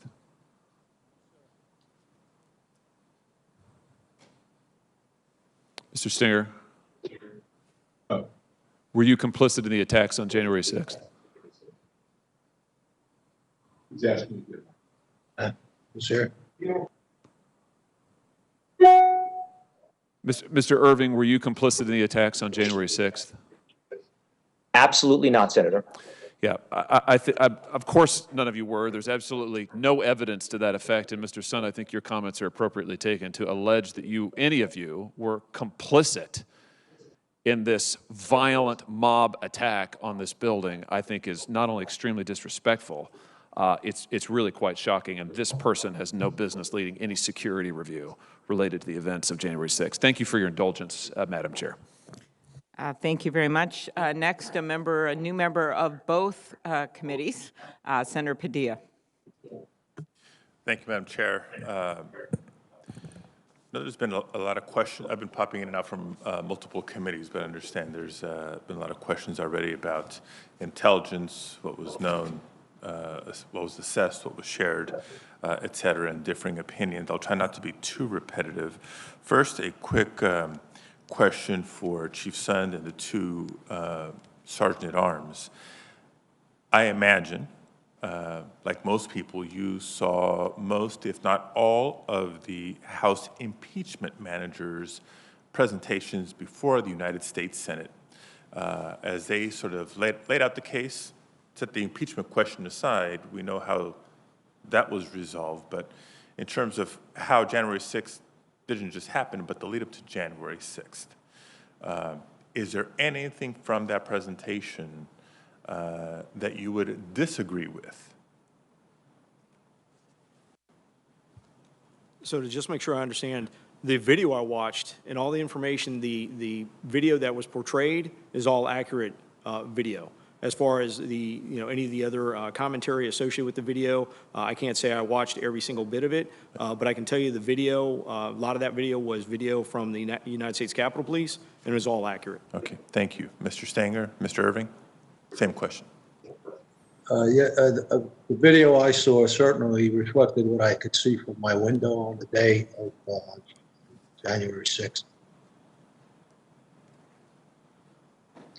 And from my perspective, Senator, I have not diagnosed why the attack occurred. At the time, we left all information to the intelligence agencies that we had at the time, and I would say now to leave it to the after-action investigations to make determinations. Okay. Question for Chief Sund specifically. Now, there is an intelligence division within the department, correct? Yes, sir. Okay. And now, having read your letter to Speaker Pelosi, you make reference to events on both November 14th as well as December 12th that you had sort of comparable intelligence in terms of risk assessment, threat assessment, and the events of November 14th and December 12th, not leading into anything near what happened on January 6th. Is that my correct interpretation of your letter? Yes, that is the correct interpretation of the letter. Both the assessments indicated that we were going to have various militia groups and extremists in attendance. Right. In addition to the fact that, as Chief Conte had testified to earlier, weapons were recovered during both those events. Okay. And so, to the best of your recollection, in the lead up to January 6th, since it was comparable assessment, comparable intelligence, roughly, you therefore proceeded with comparable preparation and posture. Yeah, that is absolutely correct. We proceeded with the posture of seeing it could have instances of violence. We knew it was going to be focused on the Capitol. We knew that there was going to be members of Proud Boy, Antifa participating. And like I'd said before, not Capitol Police, not Metropolitan Police, not any of our federal agencies had any information we were going to be facing an armed insurrection of thousands of people. Now, if we take our experience with terrorism globally and look at case studies, both incidents that have been prevented and those that were successfully executed against the United States, is it plausible, and I know hindsight's 20/20, is it plausible that the November 14th, December 12th incidents may well have been trial runs? The very extremist organizations you've referenced involved with the organizing and participation of November 14th, December 12th, to gain counterintelligence on how you and your partner agencies would be planning and preparing for such incidents. Well, as you rightly point out, when you look at some of the terrorist attacks that have occurred, there has been pre-planning, there has been pre-surveillance, pre-collection of intelligence on the security features. I don't know if the November and December were two instances of that, but I would suspect with the fact that we're finding this was a coordinated attack, I wouldn't doubt there was pre-surveillance. So we don't know they were, we don't know they weren't. That's my point. Correct. And I know the intelligence folks will be here at a subsequent hearing, but we're all in this together. In your letter and your testimony earlier today, you bluntly said the intelligence community missed this. That is correct, sir. That's the way I feel. Now, who was commander-in-chief on December 6th? When you say commander-in-chief? Who was the president of the United States? Donald Trump, sir. Overseeing the intelligence community that missed this. Repeat your answer. For the entire 18 agencies that represent the intelligence community? Yes. Yes, sir. They would be commander-in-chief. And who was that again? President Donald Trump. Okay. Let me ask a couple questions on a different topic. I think it's obvious to many across the country. I was one of 3 senators who was not in chambers on January 6th. I had the benefit, if you will, of watching the events occur in real time, both inside the Capitol and outside the Capitol on television. One thing that was not lost on me and many people that I've talked to is the difference in both police presence and response on January 6th compared to events from last summer when peaceful protesters were demonstrating in the nation's capital in the wake of George Floyd's murder. Last summer, they were met with significant force. A couple of data points. To date, some 250 individuals who were involved in the Capitol insurrection of January 6th have been arrested. More will likely be arrested in the coming weeks and months, but only a small number, about 52 of these individuals were arrested on January 6th. By contrast, during the largely peaceful protests of last summer, 427 people were arrested. On June 1st alone, 289 people were arrested. Similarly, some 300 protesters were arrested during the Kavanaugh hearings in 2018. So, question, Mr. Sun, can you tell us exactly how the Capitol Police preparations for January 6th differed from preparations for the protests from last summer? And if you can specifically address if they were the same or different use of force guidelines in place on January 6th compared to the protests of last summer, or any criteria for making arrests on January 6th versus the protest from last summer? Okay, and if you could do that in about a minute. Yes, ma'am. I will. Thank you, Senator. I will do that very concisely. Okay. So I want to look at it from planning and preparations. We plan for every demonstration the exact same way. Doesn't matter the message of the person, doesn't matter the demographics of the grievance involved in the demonstration. We do it the exact same way. We develop our information, we develop our intel, and we base a response plan on that. So let's transition to preparations. I will tell you, we handled 15 major demonstrations involving Black Lives Matters groups, following the death of George Floyd over the summer. We had a total of 6 arrests. 6 arrests, no use of less lethal capabilities, no use of lethal force capabilities. The events, everything that we put into place for January 6th far exceeded any planning that we did for any events in 2020. With the full activation of the department, the size of the perimeter that we expanded, the deployment of additional protective equipment, the deployment of less lethal and the application of less lethal, with far exceeded anything, any other event that I can recollect on the nation's capital. So I'll just leave it at that. We provided and prepared much more. Thank you. We're going to go, and thank you, Senator Padilla. We're going to go to Senator Haggerty and then to Senator King, who's been very patient and been on with us online quite a while. Senator Haggerty. Thank you, Chairman Klobuchar. Thank you very much for having us here today and for holding this hearing. I want to begin by thanking all of the law enforcement officers that are represented here today. You and your families, thank you for your sacrifice, and certainly my heart goes out to those families and their loved ones who lost their lives in this. In the spring and summer of 2020, many people criticized the use of the National Guard to help restore order in Washington following some of the worst rioting in decades. Mayor Bowser said that the Guard presence was, and I quote, unnecessary and may be counterproductive. And a DC National Guard leader even had to tell his troops, I quote again, some of the DC public does not agree with our mission and may have nefarious intention toward our service members. And according to a January 5th Washington Post report, top Pentagon officials emphasized that on January 6th, the Guard would have a, quote, far more muted presence than in June, saying that, quote, we've learned our lessons and will be absolutely nowhere near the Capitol building. Mr. Sund has stated that despite attempting to attain National Guard support on Capitol Hill on January 6th, he was unable to get approval for such support. And several people today have referred to concerns over the optics of January the 6th. So my first question is directed to Mr. Sund. Do you think that the backlash against the use of National Guard troops to restore order back in the summertime led to reluctance in advance of January 6th to utilize Guard troops to protect the Capitol? Sir, I cannot really testify to what the inner workings was or working decisions over at the Pentagon regarding either the decisions from over the summer or the memo that was put out by the Secretary of the Army on the 4th. However, I was very surprised at the amount of time and the pushback I was receiving when I was making an urgent request for their assistance. That's regrettable. I'd also like to follow up on a line of questioning that Senator Hawley brought up. Speaker Pelosi had indicated that she intends to establish a commission to examine the events of January 6th. Of course, that's why we're here today, examining those issues. Speaker Pelosi has also appointed a retired Army Lieutenant General, Russ Honore, who is going to lead the investigation of what happened.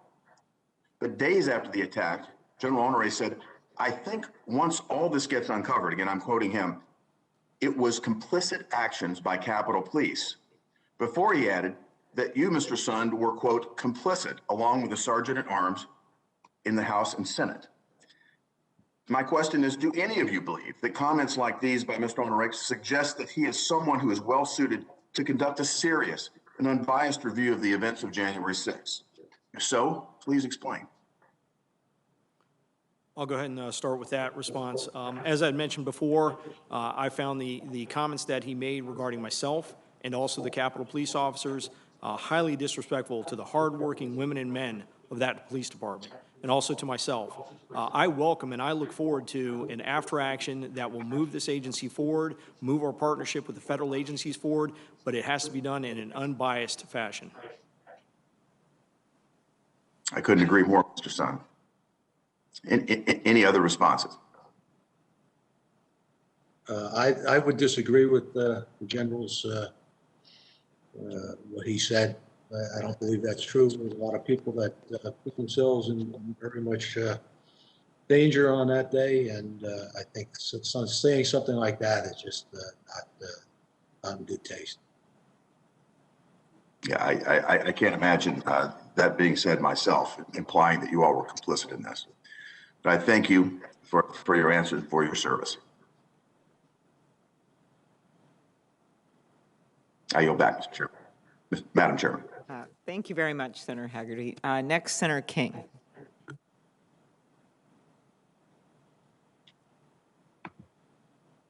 You may be muted, Senator King. No, I got it. Okay, great.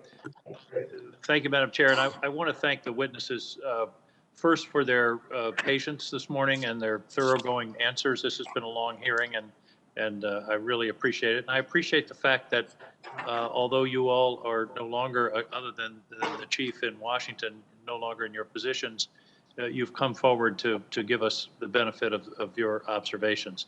It seems to me one of the clear, and I'm not going to plow this ground again, but one of the clear pieces of information we've learned today is an intelligence failure. Not necessarily a failure of intelligence, but a failure to communicate intelligence. And I think that's something that we all need to think about, and you can be very helpful to us in suggesting what should be the chain of communication in terms of intelligence. You can't adequately prepare if you don't have the information, and it clearly seems to me there were some failures. Chief Sund, I have a specific question for you, and it's more forward-looking, but I'd appreciate your insights. The question is, how do we protect the Capitol from either an angry mob or, probably more likely, one or two or three malignant actors without turning it into a fortress? How do we allow the American people to go in the rotunda, to tour the Capitol, to picnic on the grounds, to play with their kids? That it seems to me that going forward, that's really one of the challenges. We want security, but we don't. I would hate to see the U.S. Capitol turned into a fortress. Your thoughts, Mr. Sund? I think you need your mic on there. Thank you. There we go, ma'am. Thank you very much. I'll go back to your original comment with the intelligence and the communications. I think we have the process in place for when we have credible intelligence, especially high-level credible intelligence, to quickly get to where it needs to be. I think my big concern is, on the collection, on how wide we're casting the net to collect our intelligence that would have revealed this was coming, and we are facing this type of mass insurrection. I definitely want to say the Capitol Police is well-versed, well-trained on handling what you're talking about, a Mumbai-style attack. A couple of, attackers armed, active shooter events, things like that. Those are the type of events that we are ready for. It is the thousands of people that are storming the Capitol that creates a big issue with us.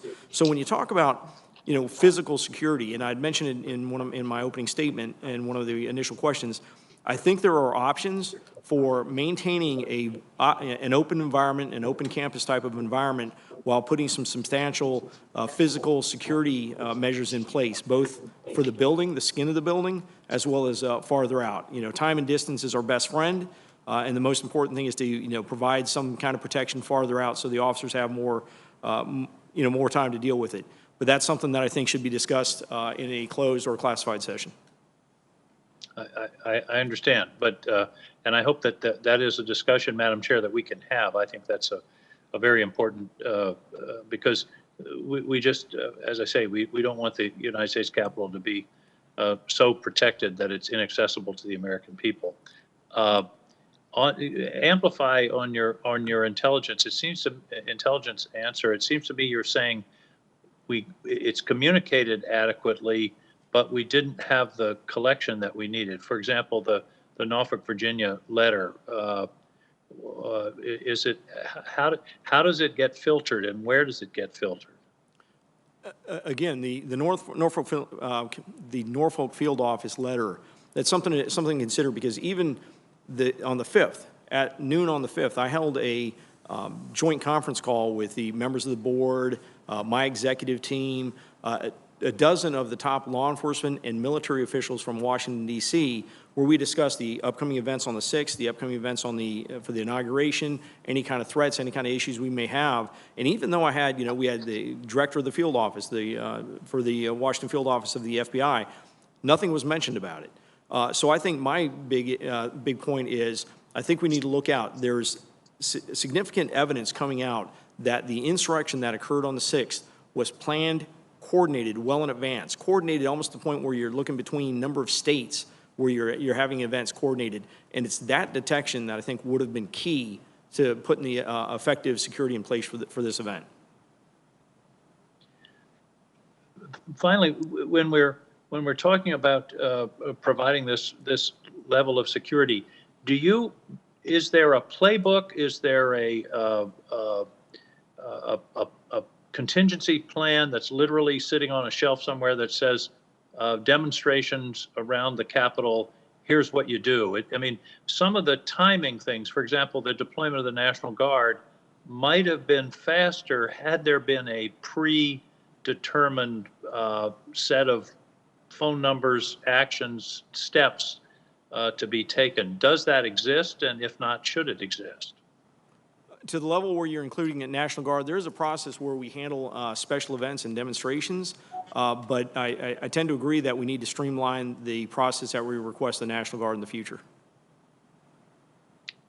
And yeah, because clearly there was a delay there that was an important part of the response at the time.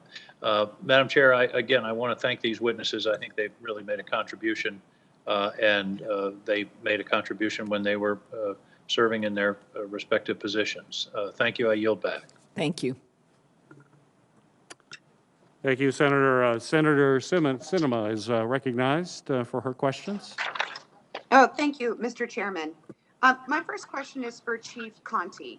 What coordinating actions were taken in the weeks leading up to January 6th to share intel across federal and local law enforcement? And what security planning took place and with which agencies? Thank you for that question. So there were a series of several meetings that took place leading up to the events of January the 6th. There are the weekly law enforcement partners calls that take place where our federal partners are part of that. There's the First Amendment coordinating calls that took place, at least two of those prior to this event. There's a National Park Service permitting call that also took place prior to this event. And as Chief Sun mentioned, several calls involving several of the law enforcement entities leading up to the events of January the 6th. So there are a significant amount of phone calls or virtual meetings that took place leading up to January the 6th. Thank you. And could you talk a little bit about what you see as the mistakes that were made or the holes that didn't help connect all those dots in those meetings and coordinating prior to January 6th? So I think the major issue, at least from my perspective, I think that in terms of the sharing of information, how it's shared, I think that is where the focus should be. Again, we're talking about a report that came from the Norfolk office on the day before, that night, it's around after 7:00 p.m., that was sent to email boxes. You know, as the chief of police for the Metropolitan Police Department, I assure you that my phone is on 24 hours a day, 7 days a week, and I'm available for any phone call from any agency that has information with respect to something of this magnitude happening in our city. Certainly, if there was information about one of our police stations being overrun or a federal building being overrun that was relayed to the Metropolitan Police Department, I assure you that I would be on the phone directly with the officials that are responsible for the law enforcement response to give them that information firsthand. Not really relying on technology in the form of an email in hopes that that information makes it to where it needs to be. So I think that that's critical. To Chief Sun's point, There were several phone calls leading up to this and no specific information that talked about the events that we saw and experienced on January the 6th. And I really do believe that there should be quite a bit of attention given to that. I appreciate that. My next question is for Mr. Sund. So you outlined that the FBI report was sent via email to the Capitol Police the evening of January 5th, and that you never received the report. Is there an understanding within the system of how that report did not make it to you or to other individuals in leadership in the Capitol Police the night of January the 5th? I appreciate that question, ma'am. Actually, as I mentioned earlier in the discussion, this is a report that I am just learning about within the last, they informed me yesterday of the report. So I'm not sure of what investigation may be going on. I've since January 8th have left the department. What investigations, I know the chief has put additional safeguards in place to make sure something like that doesn't happen again, but I'm not sure of what the outcome of was, why that didn't get pushed up farther. Was there an expectation or a process or procedure prior to January 6th that should have gotten that memo up to your attention the night of January 5th? There's a process that ensures that information from the Joint Terrorism Task Force and through our task force officers gets over to their intelligence division and would be moved up to our intelligence analyst and the director of that intelligence division. And then based on that information, he could push it then up to the assistant chief or directly to me. He has my cell phone number. We talk regularly. And so, as you mentioned, you were just learning about this recently, but would it have been an expectation that the FBI would have called Capitol Police or someone on the Joint Task Force to alert the new intelligence in an expedited fashion, knowing that this information made it to the Capitol Police intel team on the 5th? What I'm trying to understand is how it did not get to the higher levels to make preparations the night of the 5th. Right. I'll just go ahead and echo what Chief Conte had mentioned, that I do think that deserves additional focus. I think if we have information that's coming in the day before a major event that has that level of specificity, that it could get a little more attention than just being handled either through an email or electronic format. Mm-hmm. Was there any intelligence that you did receive in the several days leading up to January 6th that caused you to change any of the security plans amongst the United States Capitol Police? So yeah, just to reiterate, all the intelligence and all the information that we've been receiving during the development of this, the event for the 6th, outlined very similar to what the intelligence report that was published on the 3rd outlined. We were expecting large number of protesters coming in. We expected a potentially violent group. We knew they were being focused on the Capitol, and we knew that some of them had may be armed. And that is what was really driving up until even, regardless of what was put out the 3rd, this was information that we knew. We were developing our security plan around that. And that's when we looked at, based on our review of the November and December mega events, determined we were going to adjust our fence line and push our fence line out. And when we wanted to do that, that's when I requested the National Guard, knowing we're going to need support for the fence line. Thank you. Chief Conte, you stated that the intelligence that you had received on January 6th didn't differ from the previous MAGA marches, the 2 previous.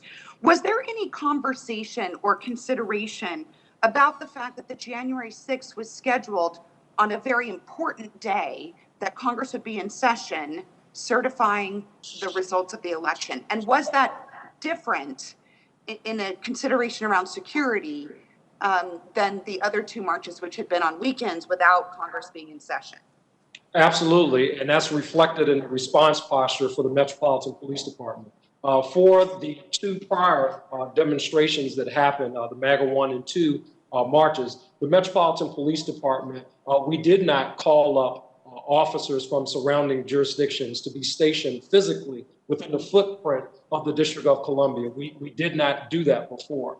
The mayor, in addition to calling up those additional resources, again, called up the National Guard specifically for the reasons that we outlined to them which would allow the Metropolitan Police Department to be a lot nimble in our response. That, in essence, enabled us to be able to respond quickly to assist the Capitol Police officers. So those responses were different. We were disrupting individuals or intercepting individuals who were armed with firearms in our city in violation of the mayor's order, many of whom that were on federal grounds. So the Metropolitan Police Department's posture certainly was escalated beyond what we did the prior two marches.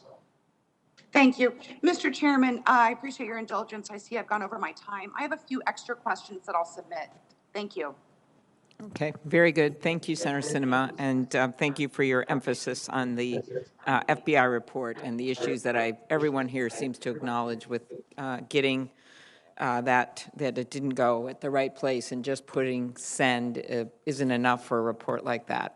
Okay, next we have Senator Cruz, and then after that will be Senator Ossoff. And if there's any other senators who wish to ask questions, who haven't asked questions, you should tell us, because those are the last two we have. Senator Cruz. Thank you, Madam Chair. And let me say to each of the witnesses here today, thank you for being here, thank you for your testimony, and thank you also for your service.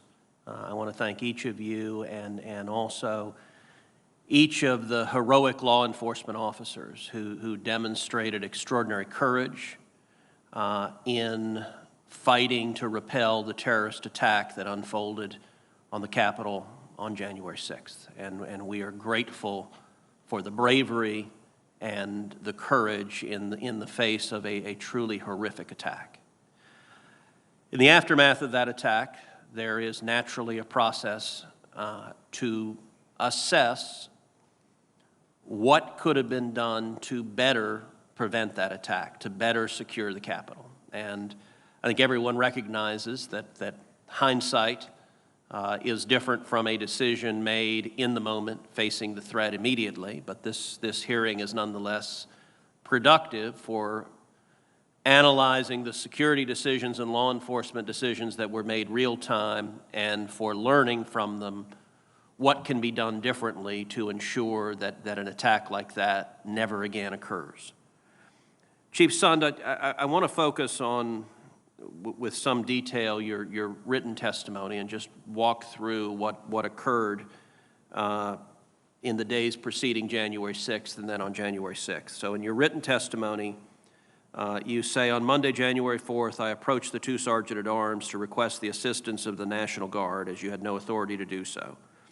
You go on to say, I first spoke with the House Sergeant-at-Arms to request the National Guard. Mr. Irving stated that he was concerned about the, quote, optics of having National Guard present and didn't feel the intelligence supported it. He referred me to the Senate Sergeant-at-Arms to get his thoughts on the request. I then spoke to Mr. Stenger and again requested the National Guard.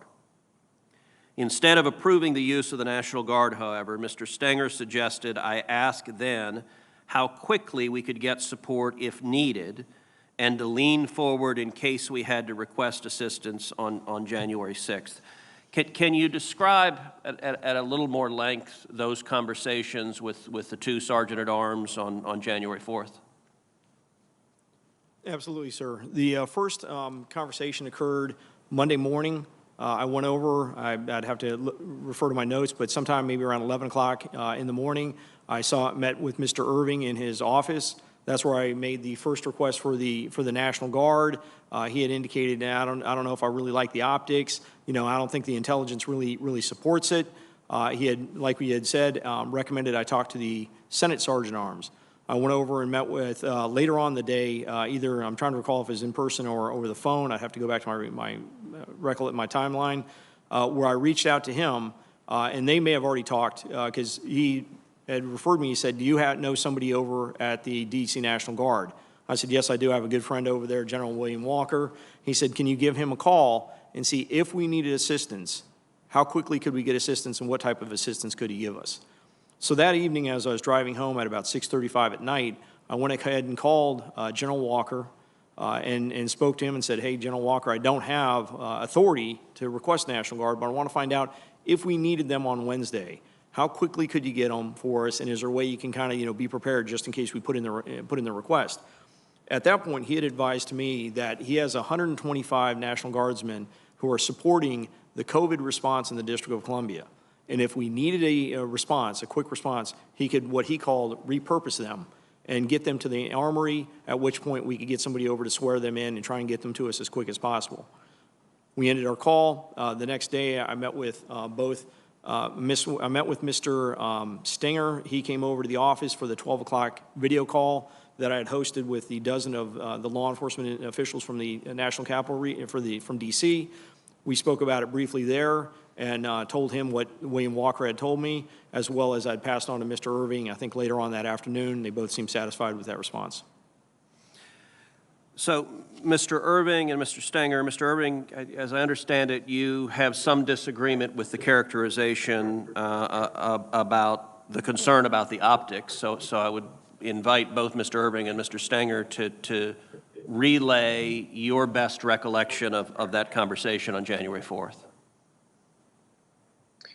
Senator, my best recollection of the conversation on January 4th was a phone call from Chief Sund indicating that he had received an offer for 125 unarmed guard that could be positioned around traffic perimeter checkpoints at the Capitol.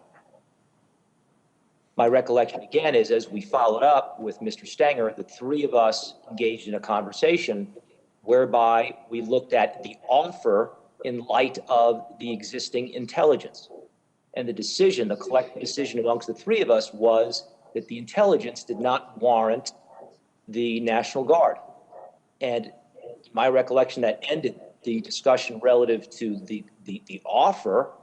And the only question on the table is, should we perform any follow-up? And Mr. Stenger recommended that we ask that they be placed on standby. And that was the end of the discussion. So to the best of your recollection, did you make the comment about optics? And if so, what did you mean by that? I cannot remember my exact verbiage. Had I used any language to the effect, it was all in reference to whether the intelligence was matched to the security plan. And let me ask both Mr. Irving and Mr. Stenger, did you all have conversations with congressional leadership, either Democratic or Republican leadership, on this question of supplementing law enforcement presence, bringing in National Guard, either on January 4th or real time in January 6th? On January 4th, no, I had no follow-up conversations. And it was not until the 6th that I alerted leadership that we might be making a request. And that was the end of the discussion. Mr. Stenger? For myself, it was January 6th that I mentioned it to Leader McConnell's staff. So there's been some disagreement about what time phone calls occurred. I know Senator Portman asked earlier. Presumably everyone has phone records. I think it would be helpful if each of you could forward the relevant phone records to this committee. And Chief Sund, you also reference in your testimony that you sent an email to congressional leadership. I have it. If you could forward that to the committee as well, I think that would be helpful. Thank you. Thank you. Senator Ossoff. Thank you, Madam Chair. Thank you to our panel. Just want to take a moment and echo the sentiments of so many of my colleagues expressing appreciation for the men and women of the United States Capitol Police who endured a great deal on January 6th and showed great heroism. And also, Madam Chair, if I might express an interest in working with you to ensure that they're well taken care of and their needs are met. This discussion of the conversation that the three of you had regarding supplementary security support on January 6th raises the question of who's in charge. Is consensus between the two sergeants at arms and the chief of the U.S. Capitol Police required to make such a request? Mr. Sund? The request for the National Guard needs to go to the Capitol Police Board for approval, yes. Who has ultimate responsibility for the security of the U.S. Capitol complex? Which individual? I believe that falls under the Capitol Police Board. The Capitol Police Board. So there is no individual who has personal responsibility for the security of the U.S. Capitol complex. That's the way I interpret it, yes.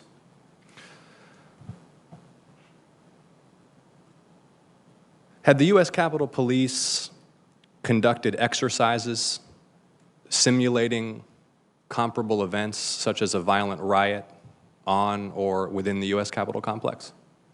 Part of our training for civil disobedience units involves dealing with riotous groups. So we do that training. We do training on people attempting to gain entry into the building. Officers are trained on how to handle if someone tries to come through your door unauthorized. But training for thousands of armed insurrectionists that were coordinated and well equipped. No, we have not had that training before January 6th, but I'm sure we'll find a way to. I'm sure they'll find a way to do it now. So if I understand correctly, Mr. Sund, you're saying that personnel had engaged in tactical training regarding techniques to repel attempts to breach the complex, regarding rules of engagement, but had any comprehensive exercises that included command, that included procedures for coordination with supporting agencies, that included requests for support, that included communications with the Department of Defense or White House officials or Guard units been conducted? Yes, we have. We do exercises that are very similar to what you're talking about before some of our national special security events. Those are the NSSEs, such as the inauguration. We'll do tabletop exercises that go through the process of what you're talking about. Yes. Thank you. And had the Capitol Police held any such exercises not pertaining to specific national security special events? So in order to deal with emergent contingencies like a riot, not associated with one of those moments specifically identified as requiring a whole of government security response? Yeah, one of the most important aspects of that you're talking about that we train our individuals to is what we call the incident command system. That's one of the systems that we feel really under the unprecedented pressure that they exhibited on January 6th begin to break down. The incident command system is established specifically so you have people that have the clearest understanding of what's happening either in the field or inside the building, in control of the resources to utilize to defend against whatever issue you're having or respond to whatever incident you have. It's really an all-hazards approach, but that is something that's trained. We have it as part of our general orders. That is something that we'll need to look back on to see how it broke under this pressure. And I asked this question in part because of the account that's been shared regarding the coordination with the Guard unit, which was here for COVID-related mission.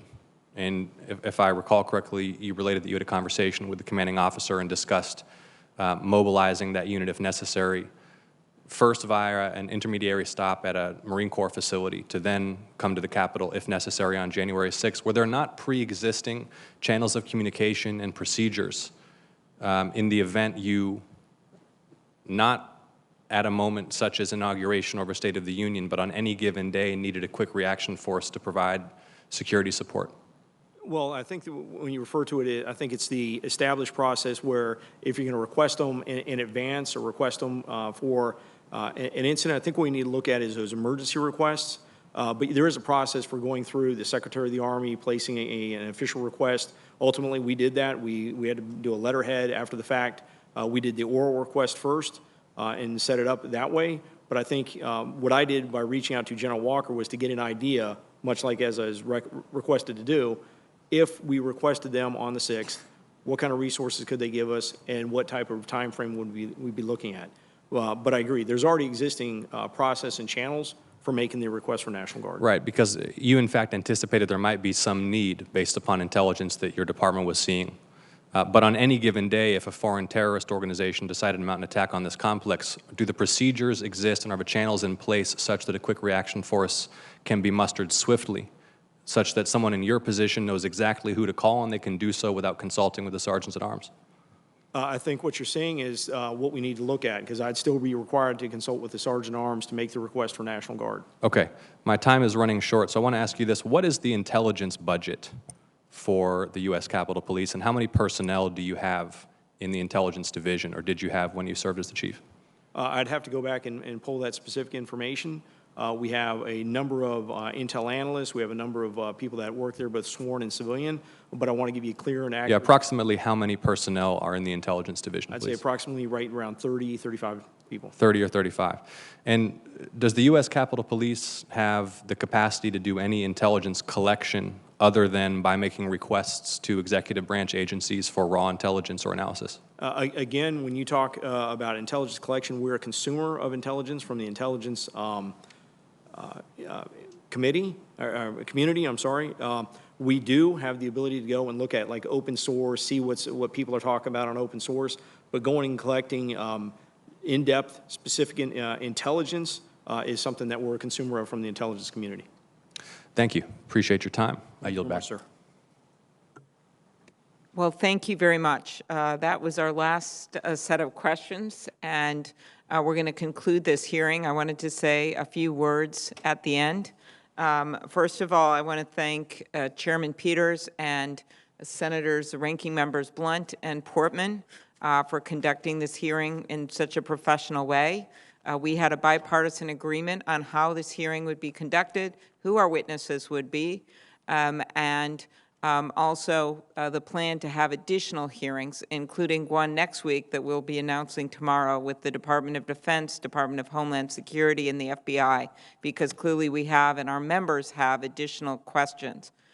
I want to thank the witnesses, as I said, for voluntarily appearing before us. I want to thank Captain Mendoza for her moving words and bravery. In many ways, she represents all of the officers that were there that day. A few things that are very clear to me. The first is the statements at the beginning from all the witnesses. They may have disagreed on some details, and, okay. But there is clear agreement that this was a planned insurrection. So, and I think most members here very firmly agree with that.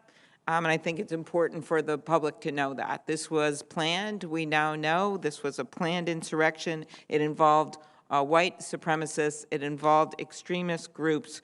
And it certainly could have been so much worse except for the bravery of the officers.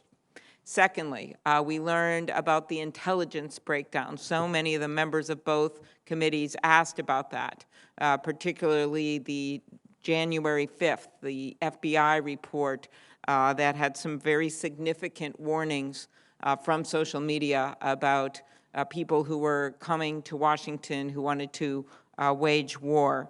The fact that did not get to key leaders in the Sergeant of Arms or the Capitol Police Chief is, of course, very disturbing, really on both ends. I mean, you can't just push send. As we all know, we get tons of emails and hope that it gets to the right person, especially when we're dealing with something so serious. The January 3rd intelligence report that came right out of the Capitol Police also contained, according to Washington Post reports and other information, some pretty foreboding details that I would have thought would have resulted in planning and more preparations.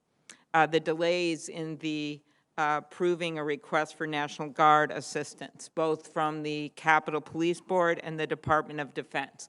The fact that the Sergeant at Arms were focused on keeping the members safe in both chambers while the chief was trying to get some emergency approval, to me, you can point fingers, but you could also look at this as a process that is not prepared for a crisis. And I think out of that, there's some general agreement, just based on talking to a number of members, that there should be changes to the Capitol Police Board, the approval process, and the like. And it's clear that that action must be taken not only to protect our Capitol, but also to protect the brave officers charged with protecting the citadel of democracy.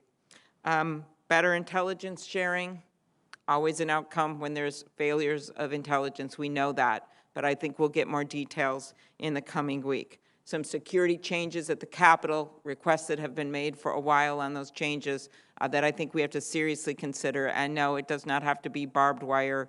And of course, this is a public building, and you want the school groups, and you want the veterans, and you want people to be able to visit here. But that doesn't mean that we don't make some smart security changes to this building.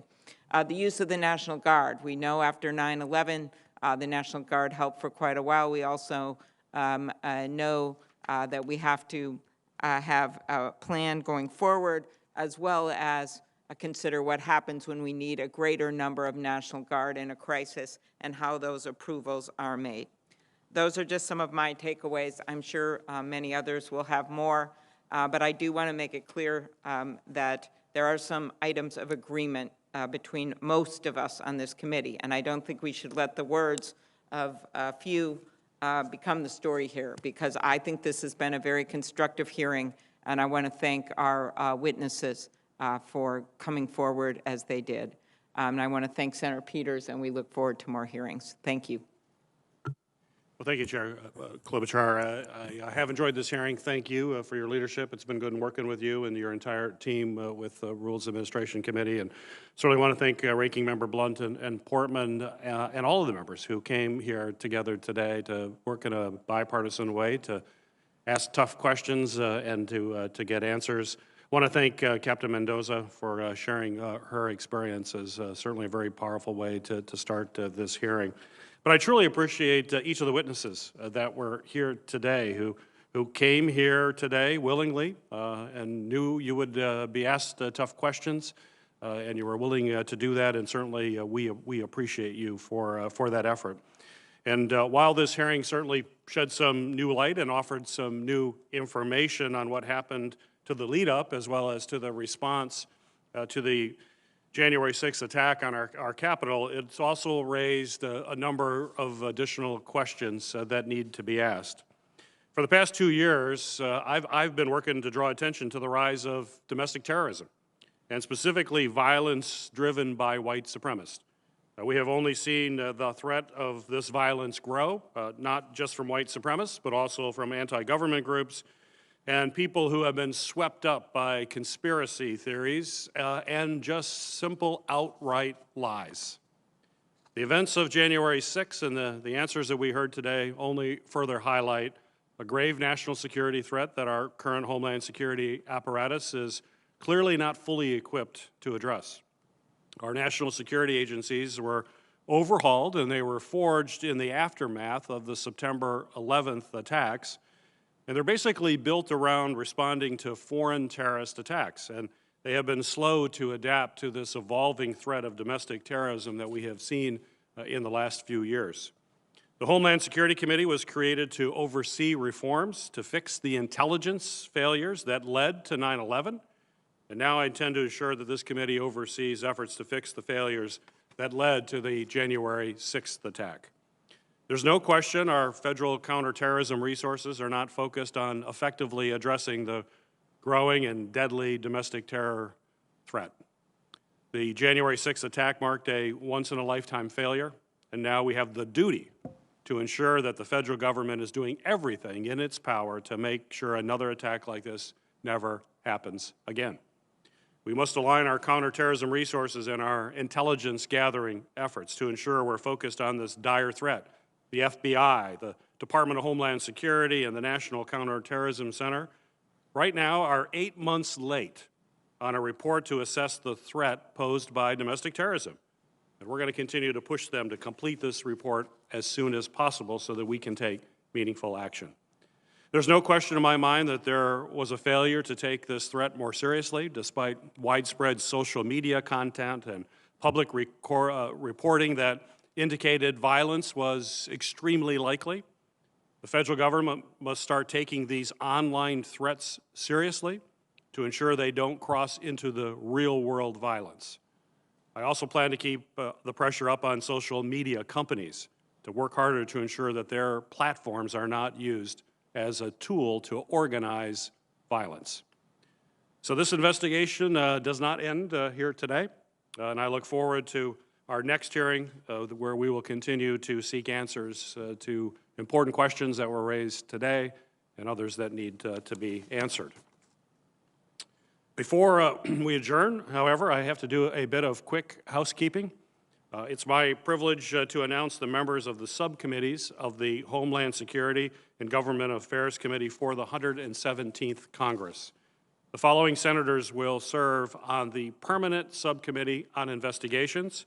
John Ossoff will be chair, Ron Johnson, ranking member, Tom Carper, Maggie Hassan, Alex Padilla, Rand Paul, James Langford, and Rick Scott. The following senators will serve on the Emerging Threats and Spending Oversight Subcommittee. Maggie Hassan, Rand Paul. Maggie Hassan will be chair. Rand Paul will be ranking member. Kirsten Sinema, Jackie Rosen, John Ossoff, Mitt Romney, Rick Scott, Josh Hawley. And the following senators will serve on the Government Operations and Border Management Subcommittee. It will be chaired by Kirsten Sinema. James Langford will be ranking member. Tom Carper, Alex Padilla, John Ossoff, Ron Johnson, Mitt Romney, and Josh Hawley. So congratulations to our new chairs, our ranking members, and to all members of our committee.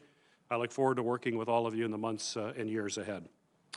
Officially, the record for this hearing will remain open for until 5 p.m. on March 9th, 2021, for the submission of statements and questions for the record. With that, this hearing is officially adjourned.